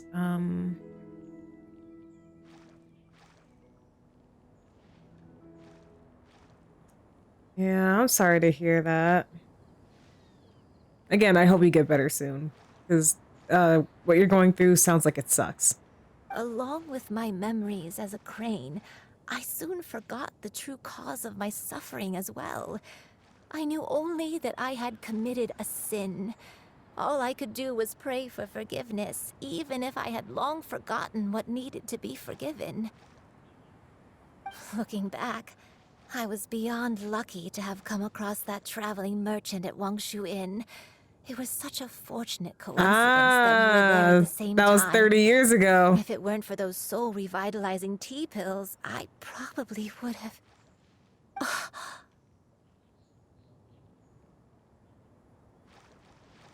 Granny!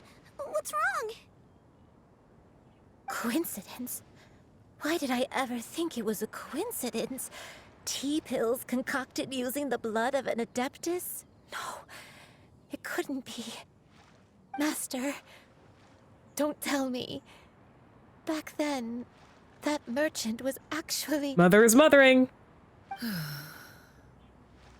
Human custom would dictate the conferral of gifts to be in order when one's progeny is wedded, would it not? Consider the pills a symbol of one's best wishes. Mother is mothering. So when I tried to conceal my name and mistakes from the world and hide myself away in perpetuity, the only person I managed to deceive was myself. You knew where I was all along. One still remembers when you were but a fledgling. You possessed a certain fondness for a particular game.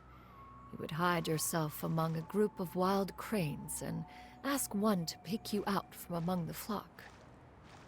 One found you with such ease every time. 'Tis a truth most evident. One always recognizes one's own, no matter what form they may take. Aww. Wait! Paimon's confused! You're not following along? So, Cloud Retainer, you found Yuendai again? But how? When? And what happened after that? 30 years ago. Perhaps it is now time for one to recount the rest of the tale. Ooh.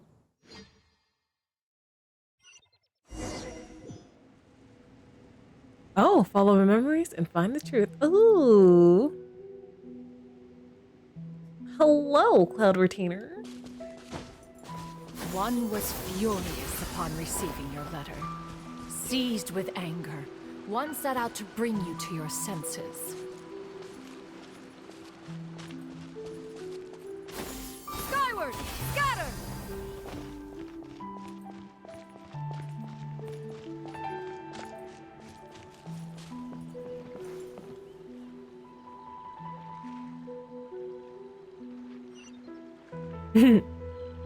Yep, the piano is intensifying. In truth, one had more than a few misgivings about your chosen partner. As an exorcist, his talent was lacking. One could hardly say his skill with sigils was any better.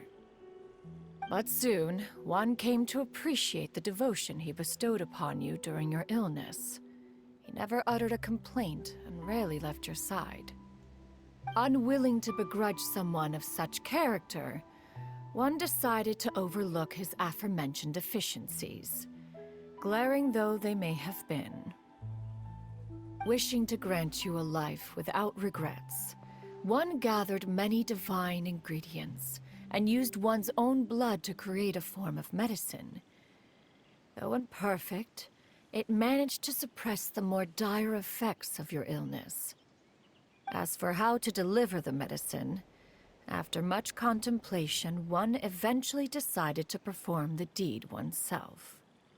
One took great care to alter one's features and select the appropriate attire.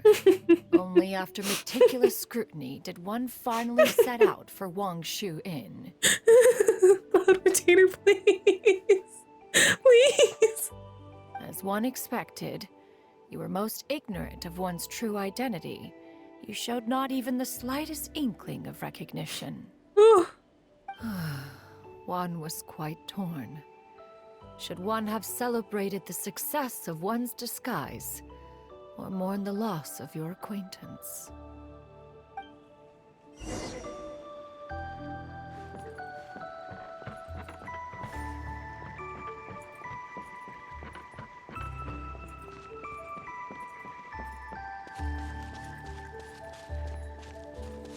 Yeah! Skyward! Scatter! Yeah, she definitely has some great exploration. But I got Kmeech. I got my boy Kmeech. Yeah! Nevertheless, one would speak to you about another matter, if you are amenable, even considering your loss of memory. One was simply flabbergasted that you could so easily forget the consequences of consuming medicine infused with Adeptal blood. Its proclivity to attract monsters is hardly that complicated of a concept to remember. To think that you tried to travel while weak from sickness and heavy with child. Had one not intervened to clear the fog, all of you would have been lost during the night. Oh no.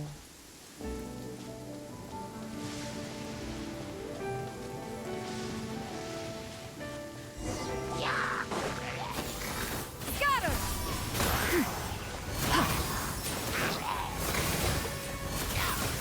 Yeah! Skyward! Scatter! Yeah! Skyward! Scatter! Stray clouds converge!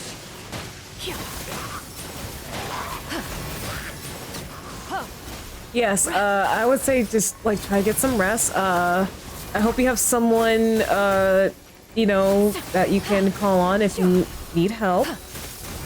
And I hope you get good rest. And I hope that this passes. Skyward! Scatter!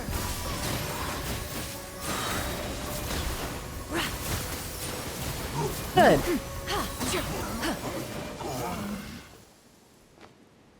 Hope you sleep well.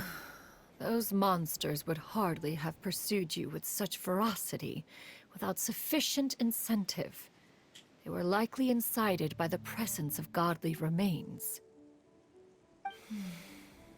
Said godly remains, in turn, were likely drawn to the trace of one scent on your body. Night, Sans. I hope you rest well. One was, after all, an active participant in the Archon War. Some of the gods were likely shattered by contraptions of one's very making. In the end, one was relieved to see you endure through the night. At the break of dawn, one heard an infant's cry pierce through the air, and one saw you carefully cradle the child to your chest. Although certain mortal matters remain foreign to me, one could not help but be moved by your joy. To see you happy, that was more than enough.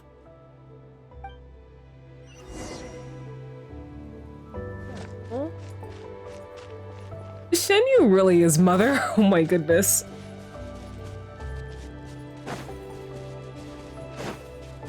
Now you you should have a complete understanding of the events. Wait, but if that's true, then the crane who took care of me when I was sick must also be... Ah, one had almost neglected to recount the absurdities of that tale.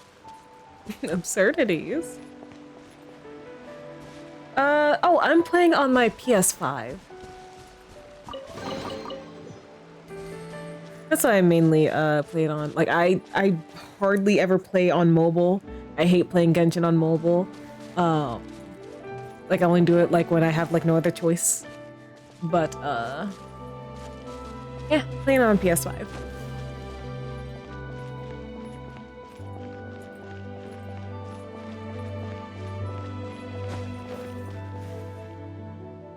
Just as you and I troubled one with her antics, so did you give one many a headache. Upon finding you burning with fever, one made plans to bring you back to one's abode for treatment. However, upon seeing one's form, you began to cry, refusing to get on one's back. When one asked you why, apparently you believed that one could not possibly be a true Adeptus, because all illuminated cranes are white from tip to toe. Yeah, the art's nice. One had no choice but to apply powder to one's body to conceal the variegated nature of one's appearance. You became more than amenable enough when one stood before you devoid of any other coloring. Wait, if you can shapeshift, couldn't you have just like shapeshifted the colors off? It bears mentioning, however, that as a crane, Yuendai was nearly entirely pure white in color. Though you had never encountered her in that form, you still recognized the essence of her being.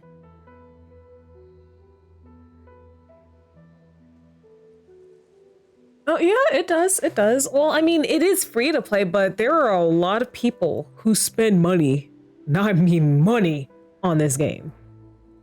Perhaps fate brought you two together in more ways than one. Because if I remember correctly, I think to like C6 a character, like on average, people will spend about like $1,000 to $1,200 just to C6 a character.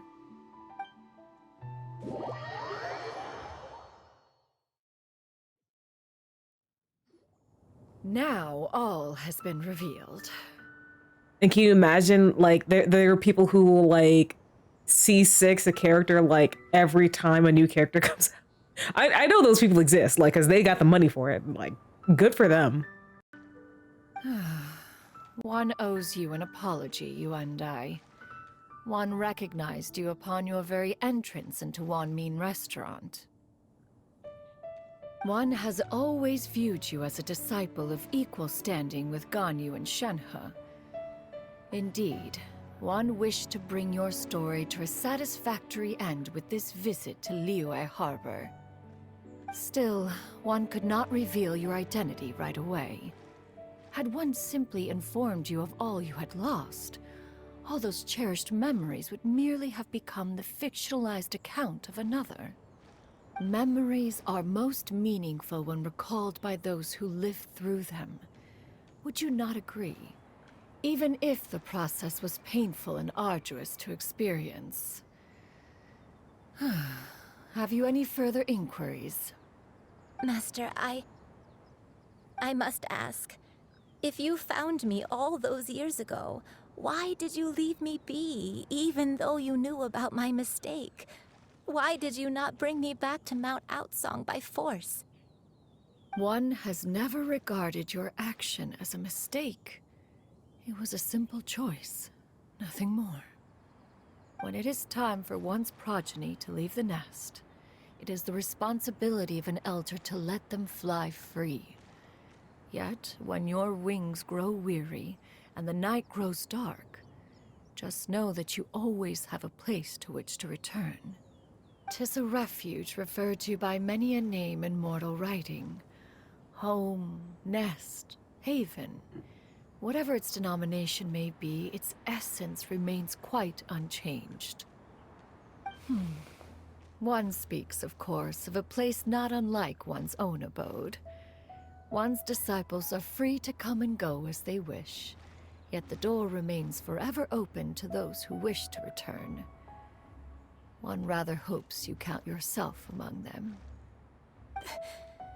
Thank you. Thank you so much.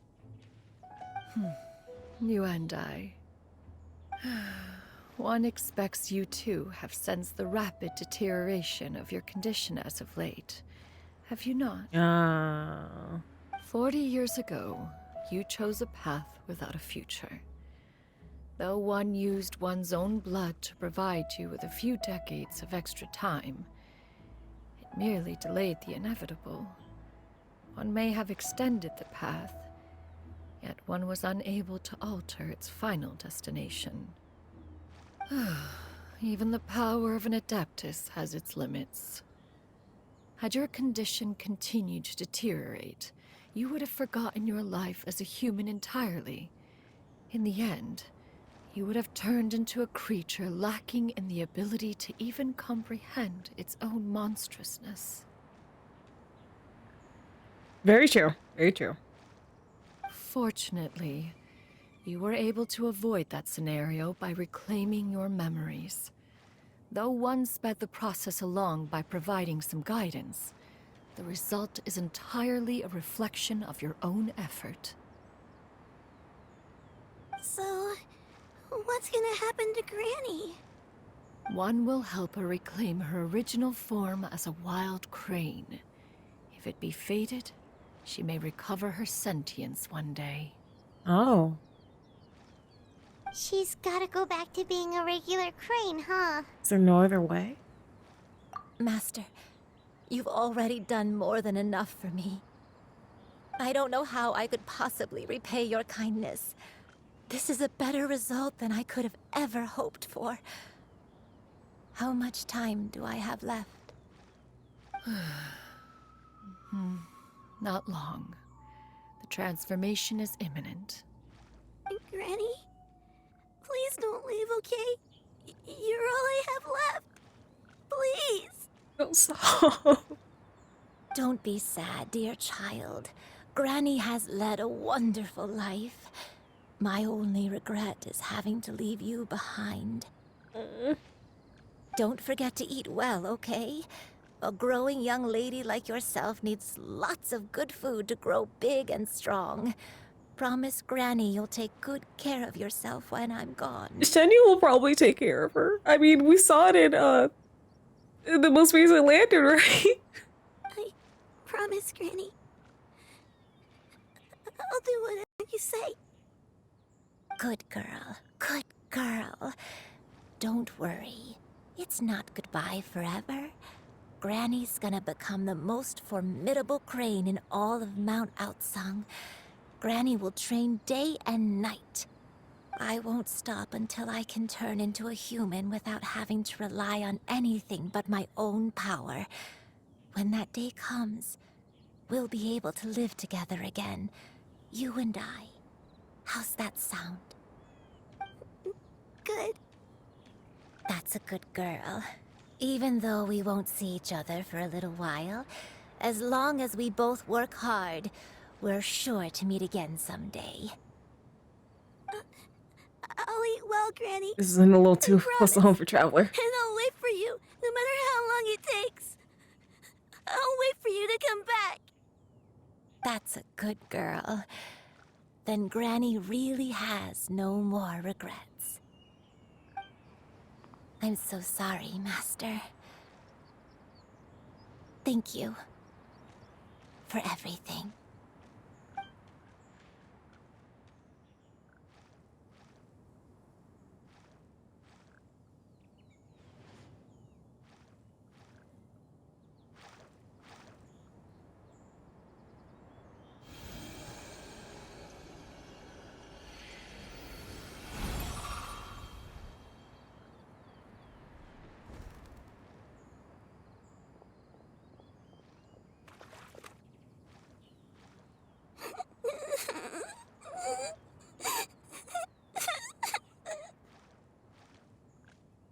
Xiu. The frog is a witness. Let her be. At her age, crying is a natural, if not fitting, response to such an event. Yeah, well, I don't want to say she lost her last living family member, but like it's kind of what's happening here. Tears are a necessary part of maturation. Sometimes there's scarcely a better vehicle to wash away the toll of stress and misery. Now that the issue has been resolved, you should also take a moment to relax. Give yourself some time to rest. Take a nap if you must. One will wake you in due time. Thank you, Xianyun.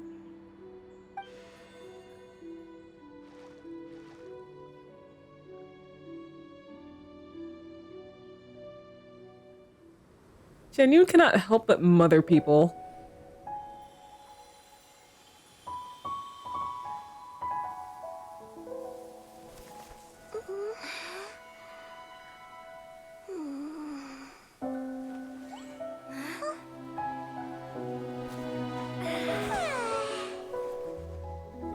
There are moments like these. Yeah. Yeah, my current model right now is like a Lumine fit.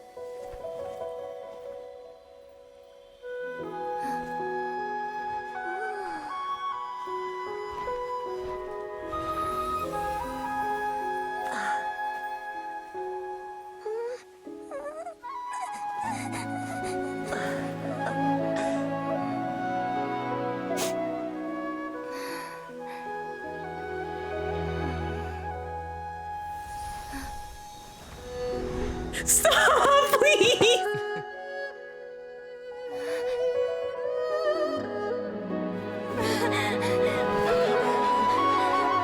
Stop. I always believed we would see each other again.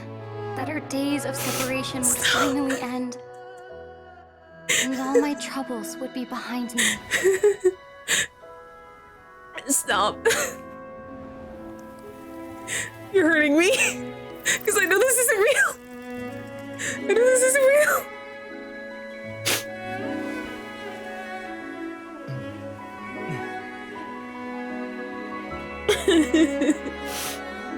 If only things could stay this way forever.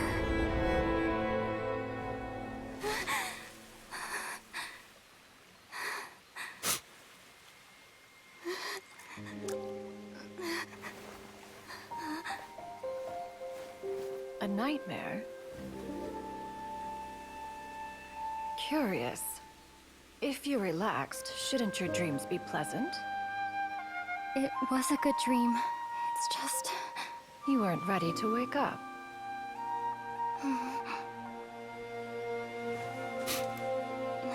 Xianyun cannot help but mother.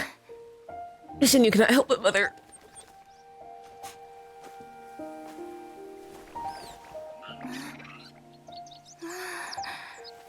Disney princess moment, let's go. Eloquent as one may be, Hi Sunrise, welcome to the words of stream. comfort are not one's strong suit. You are doing all you can. One can see your strength of will, your fearlessness in the face of danger. And so, whatever your dream may be, one believes that you shall achieve it. Of course, whenever the perils you face overwhelm you, or you become weary, one is always here for you. After Mother. all, as an elder, it is only right to look out for the young ones.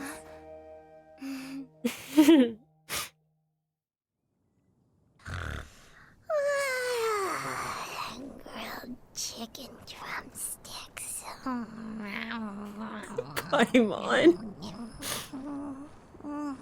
Huh?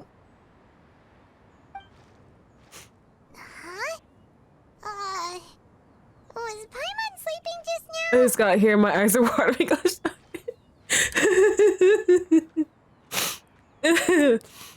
I listen here.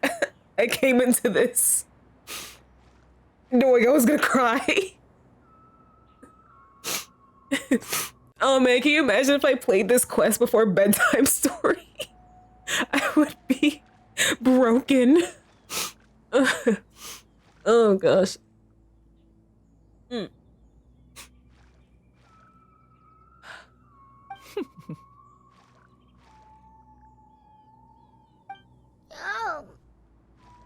Oh, Paimon wasn't talking to you. Paimon had a dream about eating grilled chicken drumsticks, that's all. Oh, we know.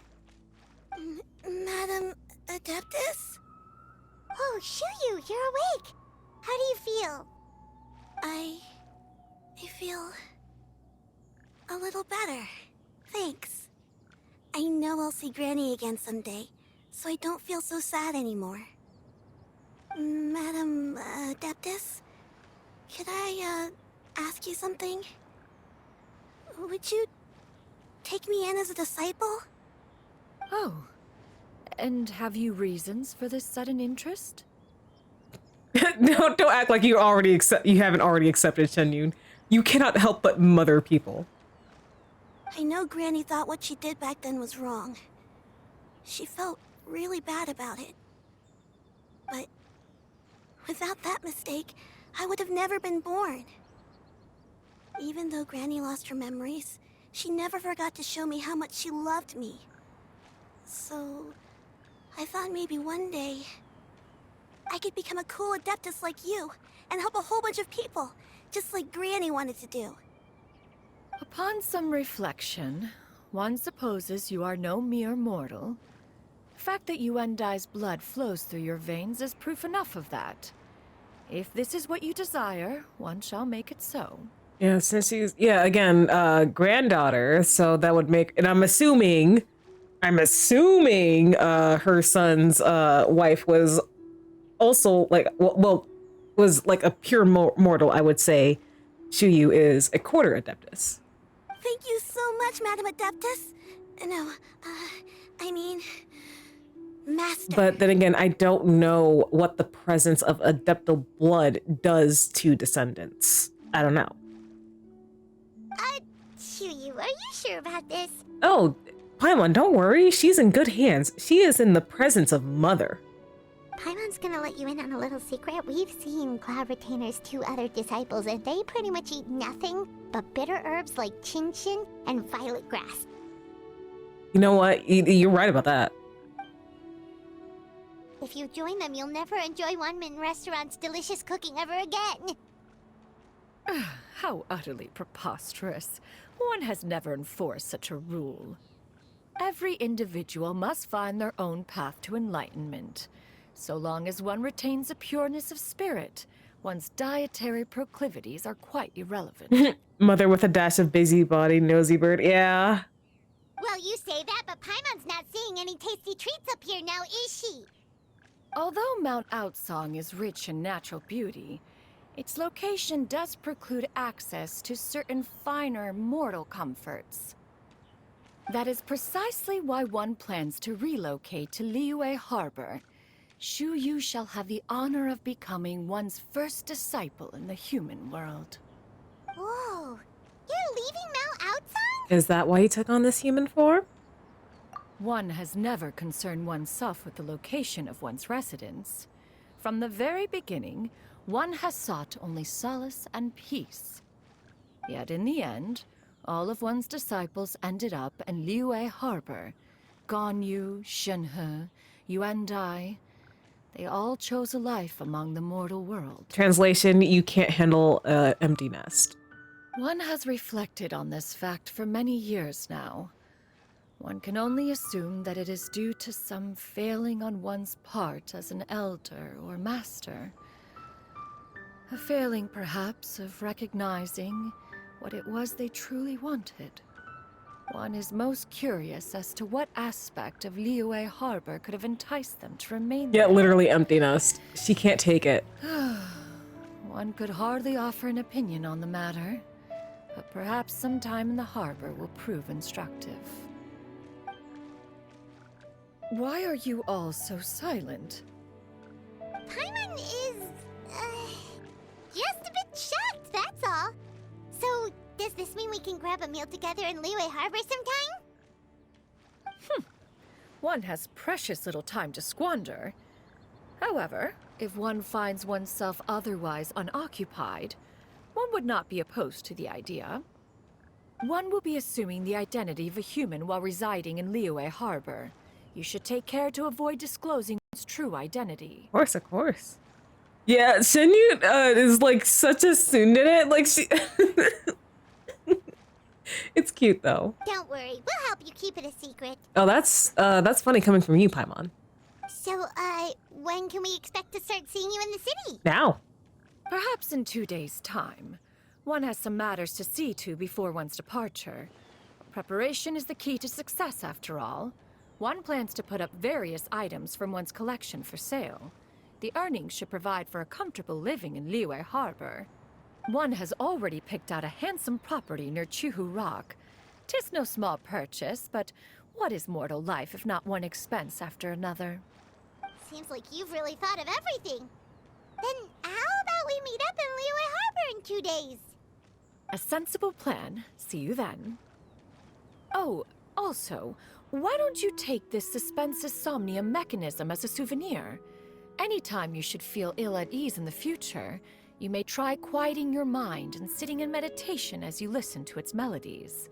It might help you find a new perspective. Awesome! Thanks, Cloud Retainer! Yes, thank you. Hey, didn't we promise Xingqiu that we'd tell him what we found out? Oh, yep, that's true. Should we make a trip to the Feiyun Commerce Guild? It's totally up to you. Oh, we should definitely meet up with Xingqiu. I mean, he did help us out. We wouldn't even, like, know this information if it weren't for him. So, about your move to Liyue Harbor, you gonna tell the other Adepti about it? I have left an explanatory note in my abode. Those 2 old fossils will discover it, I am sure, should they come seeking my company. Like, you call, like, Mountain Shaper and Mooncover fossils. Like, are you not, like, the same age as them? Like, around the same age? Considering their recent penchant for going off on private escapades, however, I find myself caring little for how they shall receive this news. Wait. Rewind that for a second? Cloud Retainer and Mountain Shaper tend to go off on private escapades, you say? Oh, Xianyun, are you lamenting that you're the third wheel? Xianyun has to distinguish herself from... Okay. Let me see. Can I go? No, I can't be the only one who, like, is like, that's what it sounds like, right? They go on private escapades? Huh? With each other? Huh? That sounds incredibly sus. Hey, Xingqiu, thanks to your information, we were able to break this case wide open. We meet again, dear friends. How did everything go? Great! And it's all thanks to you! You quickly go over the whole story with Xingqiu. Ah, I see. So the stories didn't get it right after all. Even though she was a celebrated heroine, she had to bear a heavy burden that most could not hope to understand. Thank goodness for the help of that Adeptus. At least she was able to recover what she had lost. Although I cannot claim to know exactly how their story will unfold from here, I trust the ending will be a happy one. Those united in a common purpose always find a way back to each other in the end. Thank you for helping me fill in the gaps. And don't worry, I'll keep this all to myself. It's not my story to tell, after all. Thanks, Xingqiu. I'm glad they gave us the option to, like,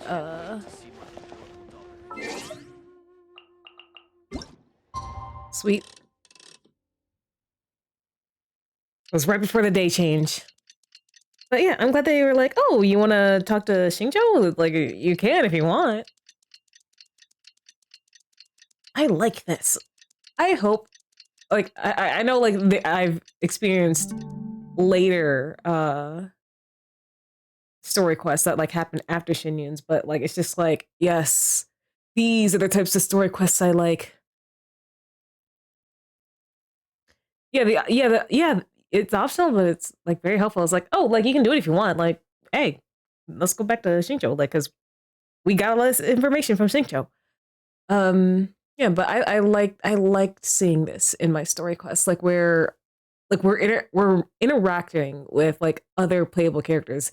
Yes, this did have some elements of, oh, we're focused on like an NPC mainly, but it did have a lot about Cloud Retainer to where the point where like the NPCs weren't overshadowing her. Go to Leo Harbor and to see Xianyun. Alrighty.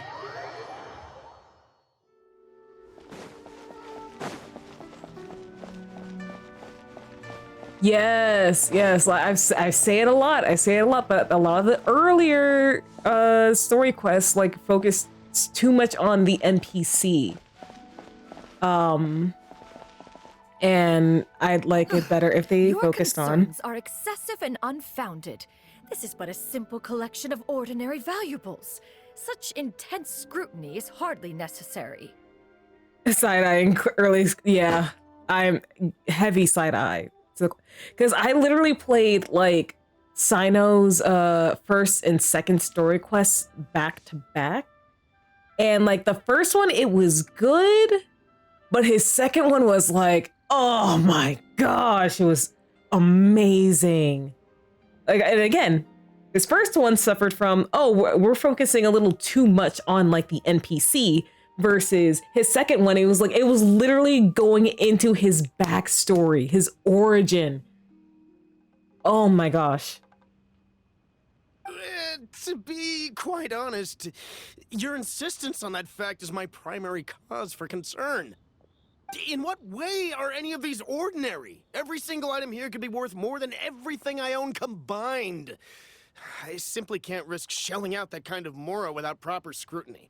If I'm wrong, I would never be able to earn it back. Yeah, precisely. I'm not playing the game for some NPCs. For the rest of my life. I'm playing the game for these wonderful, beautiful characters. I have to be careful. Yes, you can never be too careful. We're here, Cloud. Miss Xianyun, what are you guys arguing about? Ah, perfect timing. This ignoramus is questioning the authenticity of my wares. I'll have you know, these items have remained untouched in my personal collection for several hundred years. To question their legitimacy is pure folly. Xianyun, you probably shouldn't mention that you've had them in your own personal collection for several hundred years. Several hundred years? Indeed. They're family heirlooms, you see. Passed down over many generations, as families are wont to do. Yep, they've definitely been around a while. We can vouch for her on that one. Mm-hmm. Hear that? Had I not found myself in need of mora, I would scarcely have had the heart to part with them. Indeed, you should consider it an honor to even have the opportunity to behold them with your own eyes. Doubt their authenticity any further, and I may just decide to take them to another buyer. Whoa, please don't go! I apologize for any insult, miss. You see, I know full well that I lack the knowledge to judge the true worth of these items. If you could wait but a moment, I've hired an expert to appraise them for me. He should be here shortly. Zhongli, please tell me you're talking about. Please tell me you're talking about Zhongli, please. An expert, please. Very well. I will wait for a little while longer then. Traveler, Paimon, this is my new residence. If you have cause to seek my company in the future, this is where you can find me. My heart is beating so fast. Please let it be Zhongli. Master! Oh, it's you two again. You got a new fit, Xianyun. Xianyun! You got a new outfit! It looks great on you. Mm-hmm. Master made it for me. I like it too. Huh? You know how to make clothes? Why is that so surprising? Do I know how to make clothes? With the support of the proper mechanism, sewing is hardly a challenge. Master, I brought in most of my stuff. There's a few boxes left, but they're kind of heavy, so I just left them outside. Fret not. I shall help you move them into your room. Actually, I should probably sort through my stuff a bit first. Everything's kind of messy right now, so maybe you could not look yet, Master. Yeah, that'd be great. It appears my young apprentice has her own fair share of secrets. No matter. Do what you must, child. Now, this expert you mentioned, when can we expect their arrival? Please, please let it be Zhongli. Soon. Ah, there he is. Please. Here, Yes! allow me to make some introductions. Yes! This is Mr. Zhang Yi, a well-respected consultant at Wangshang Funeral Parlor and an expert in all manner of valuables and antiques. Yes!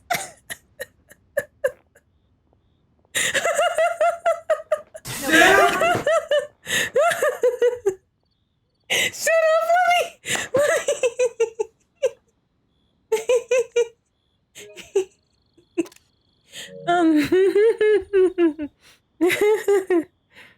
Mr. Zhongli, this is Miss Xianyun. She's the one who's looking to sell the collection Shut of valuables up! I mentioned earlier. Shut up! Shut up! Let me be! Huh.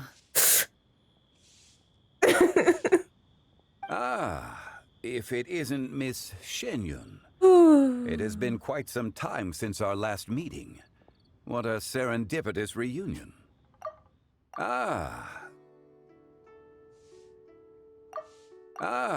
Okay. If Indeed, most serendipitous. Have you been faring well as of late, Mr. Zhongli? Zhongli. Can I just get over there and give you a big-ass hug? Oh my gosh. Quite well, thank you.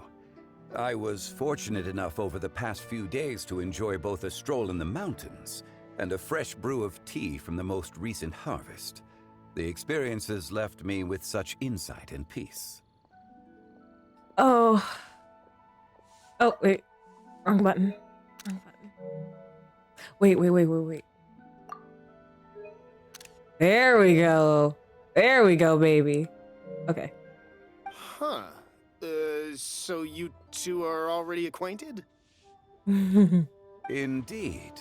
How fortunate we are that fate has brought us together again. If you are otherwise unaware, Shut up. allow me to inform you that Miss Xianyun is a well-regarded collector and appraiser. She is well-versed in all fields, and oft-celebrated for her impeccable taste. You stand to gain much from this opportunity. You are too kind, Mr. Zhongli. True collectors pride themselves on their wealth of knowledge and eye for detail. I can say without a doubt that you are foremost in that regard. Why, you flatter me, Miss Xianyun. It would seem that you are as self-effacing as ever. Literally, but like, seriously. Just take me to your arms and like just recite to me like the history of Liyue, please. Not at all, Mr. Zhongli. Not at all.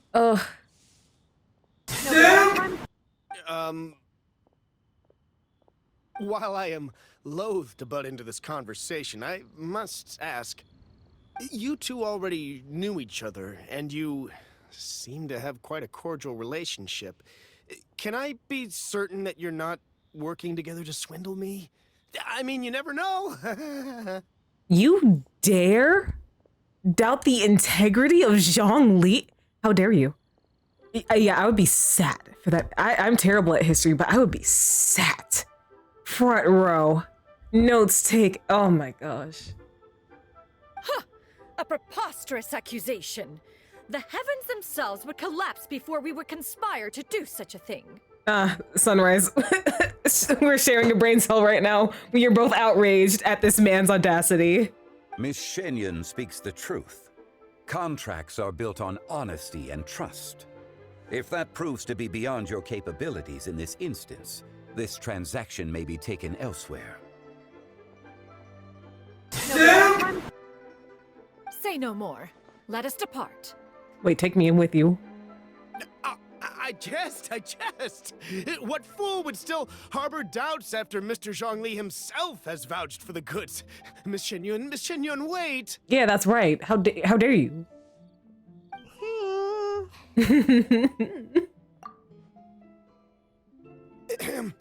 I deeply apologize for doubting you.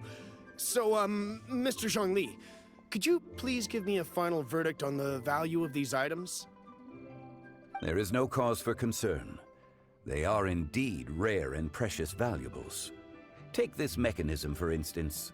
Though one may not immediately perceive its purpose, its structure and appearance are exquisite enough to merit it a place in any fine home. Rip to Sunrise, who can't listen to Zhongli's beautiful voice. What? Not my bot calling me out too. The same can be said for this one here. Few could hope to possess an item that so perfectly blends mechanical wonder with geometric grace. I am sure you have heard from your travels that the study of mechanisms is among the most wondrous arts in this world. With that in mind, I earnestly recommend every last item in this collection. All right, Sans. Well, if it's been a little while, so hopefully I hope you're getting better. All right. Since I hired you as my consultant, Mr. Zhongli, I shall, of course, trust your good opinion. Thank you, Keith Silverstein. We all say in unison. Then, in that case, Miss Xianyun, I'll take the lot. However, since the final sum is quite large, how about we start with an initial deposit through the Northland Bank? Oh. The Northland Bank? Huh. Oh, you refer to the fiduciary house. Oh, very well. I fear people only use the term bank nowadays. In that case, I'll be off for now. I'll return to collect the goods once you've received the funds. Zhongli! Zhongli, get over here so I can hug you! And kiss you! And like, can we go back to your place? Zhongli! Hi! My friends, have you been doing well? Exceptionally well now that you're here. We've been great! How about you? Paimon didn't know you were such a busy consultant! Sans. Telling me not to simp is like telling me not to breathe. My days have been quite pleasant as well. I had been quietly enjoying a cup of tea when Mr. Xiaozu requested my services. Shut up, Keitori. As for you, Miss Xianyun, I presume you must be looking to settle in the city? Oh, there's you right over there. I must say, the name Xianyun sounds exceedingly strange coming from you. Perhaps you could dispense of that particular epithet in further conversation. Well, I mean, it's not my fault they decided to throw Zhongli here at the end. Like, shit. I mean, you can absolutely keep Zhongli as long as you like in here. Whatever for. Am I not addressing you as a friend should? God, I love the smile. Well, that is true, but... Alas, however you will. After all, a name exists such that others may address you with And Zhongli can tease me any way, which way he likes. It would seem that you have gained many valuable insights over the years, Cloud Retainer. One has indeed. One's previous stays were all brief. Now that one has made up one's mind to move and settle, one has gained a much better appreciation of the hubbub and commotion of the city, as well as the people's hard work and ardor. Sans, if you haven't realized this at this point, I am a simp. I am a simp. Zhongli is my favorite character. Yes, as Sunrise has so eloquently put it, he's a hot, sweet man. He's also a bit of a dork in terms of like matters with handling money, but like This city, is much changed from how it was more than 1,000 years ago. Not unlike the ocean tides, so too shall the movement of people ebb and flow. From turmoil to peace, enlightenment to aspiration. The shrine will, the Zhongli shrine will be here when his banner drops. Okay, we've been over ways this. that are impossible for either of us to imagine. Alright, that's enough reflection for one day. No need to get all sentimental on us. You make a valid point, Paimon. Now that the sale has concluded, what say one plays the host as we try some specialty dishes together? One must profess great interest in trying bamboo shoot soup. Oh, isn't that Zhongli's signature dish? Perhaps you have forgotten, Cloud Retainer, but I once tried my hand at that dish. You were at the table on that occasion, so logic dictates that you should have already tried it. C4 Zhongli. Oh. C4. I'm trying to get my hands on a C0. Actually, I want a C1. I want both those pillars. But, Oh? What occasion is this?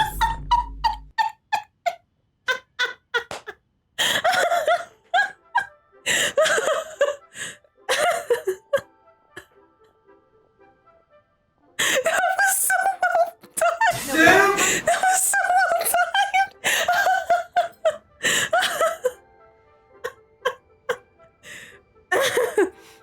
Oh my gosh. It was a reunion between friends several centuries ago.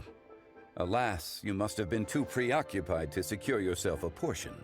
Or perhaps our other companions simply availed themselves of faster reflexes on that occasion. Ooh. You are proof that humanity will fall to simping. Look, look, look. Look at him. Sans, look at him. Is he not one of the most gorgeous men you ever did see? Like, Huh, hardly. 'Twas most certainly out of consideration for the others in attendance. In but a moment, one will show you what it means to have a true deftness of hand. It is settled then. Bamboo shoot soup, mora meat, crab roe tofu, triple layered consommé. We shall enjoy the lot. ooh.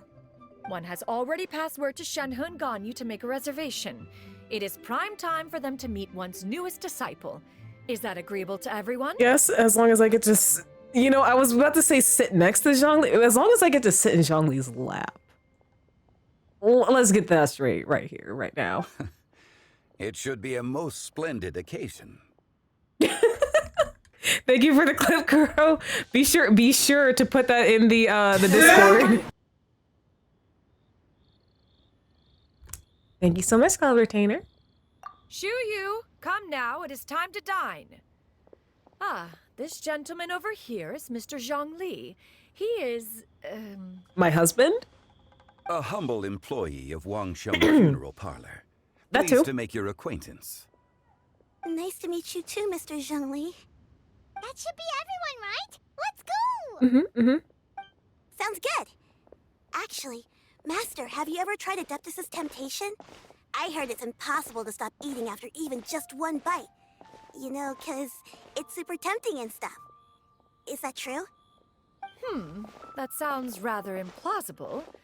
Although with the right preparation, certain dishes can be too delicious to resist. Huh? Why are you all walking so fast? Hey, wait for Paimon! I'm surprised you're not at the forefront of this, considering all the food that was mentioned. Hey, wait up! No! You can catch up.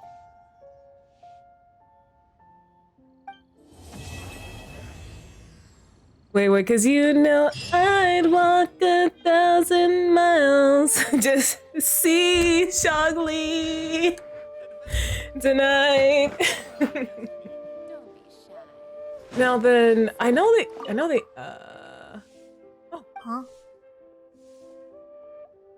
Oh, wait, little you, my dear daughter, by the time you read this, Mommy and Daddy will have already left to go on a long journey.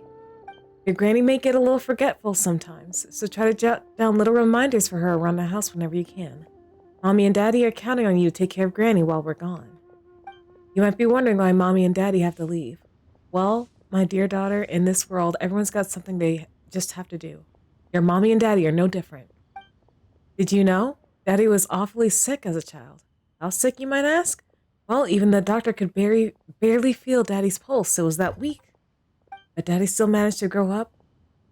Looking back, there were many times when Daddy thought he might not make it. In the end, though, Daddy pushed through every time. Pretty amazing if you think about it. Maybe Daddy's just really lucky, or who knows? Maybe he has some super powerful adeptus looking out for him. Either way, Daddy has always felt like he's received a lot of love from this world. And you know what? Daddy loves this world right back. He told Daddy that his mission would be super dangerous, but both Mommy and Daddy decided to sign up. You'll have grown quite a bit taller the next time Mommy and Daddy see you again. Maybe you'll be so big by then that Mommy and Daddy won't even recognize you. How about this? Let's use a code. Do you still remember the one phrase Daddy taught you when you were little? That can be our secret code the next time we see each other again. That way, we'll recognize each other no matter what. You remember it, don't you? While the millilith stands guard, evil shall never prevail. Aww. I kind of want to go to... Oh! Sam! Hi! Thank you for the bits! Like, part of me is like, you know what would be really cool is if everyone was sitting at, like, one of these tables. Damn. What a shame. That would have been so cool. That would have been so freaking cool. Oh! Thank you for the sub! And welcome to the Superstar Me. Oh, you are in the Discord, correct? Because I do have some, wait, what's the word I'm looking for? My brain, is kind of like mush. Early access. I have early access stuff in my sub-only channels. Like, you can see like art and like videos that I make before I release them to the public. Try something new at the Wanmin restaurant. So be sure to check that out. Ah, I'm glad you got tea. You know, I wasn't gonna mention that, Kuro. I wasn't gonna mention that. What happens when you get sideswiped by a Zhongli appearance? I wasn't even gonna mention. I left the Zhongli part out, but yes, the only thing I have in my mind now is just like Zhongli. Oh, he will be mine. Storyteller, thank you for the 7 months. Oh, you guys started a hype train when I was about to end. I'm about to end stream. I need to see if there's anyone live. So please give me a moment here.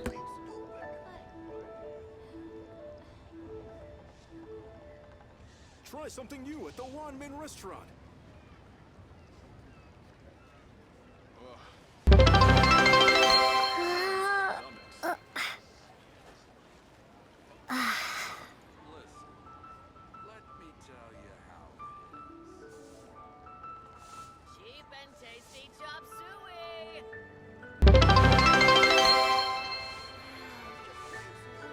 Try something new at the Wanmin restaurant.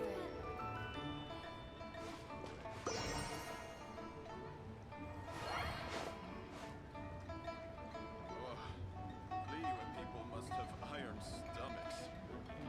Should I save this money or invest it? Cheap and tasty chop suey.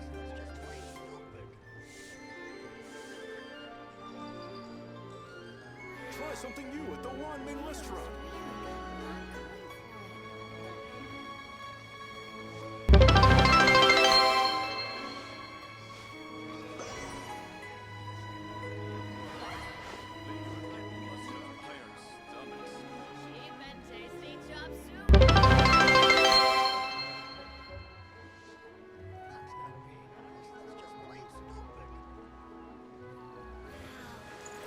Try something new at the Wanmin restaurant.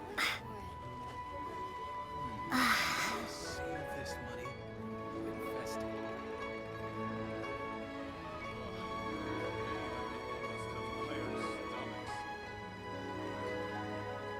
Cheap and tasty chop suey.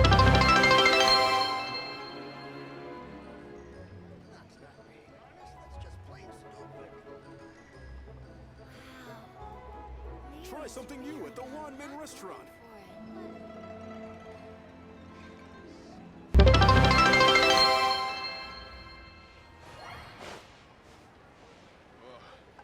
Liyue people must have iron stomachs. Cheap and tasty chop suey. Okay, we are going to be rating Jane Ellen. They're not playing Genshin. They are actually playing It Takes Two. So I hope you don't mind the category change.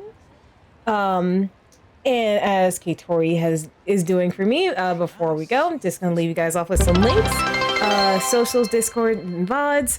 Socials to check out my other social media. Discord to chat with the community offline, and VODs to catch any streams you may have missed. Or maybe you want to see me freak out over Zhongli again. You can always go over there for that. Without further ado, I'd like to thank everyone for joining me on this waning night. The chatters, the lookers, the subbers, Story and Sam, thank you again. Shut up, Kuro. But yeah. Until I rise again, I will see you guys next time. Oh, right. Before we go, be sure to send my love, and if you've got the emotes, be sure to use the emotes when we raid Jane Lynn. And once more, thank you all for joining me on this waning night, and until I rise again, I will see you guys next time. Bye!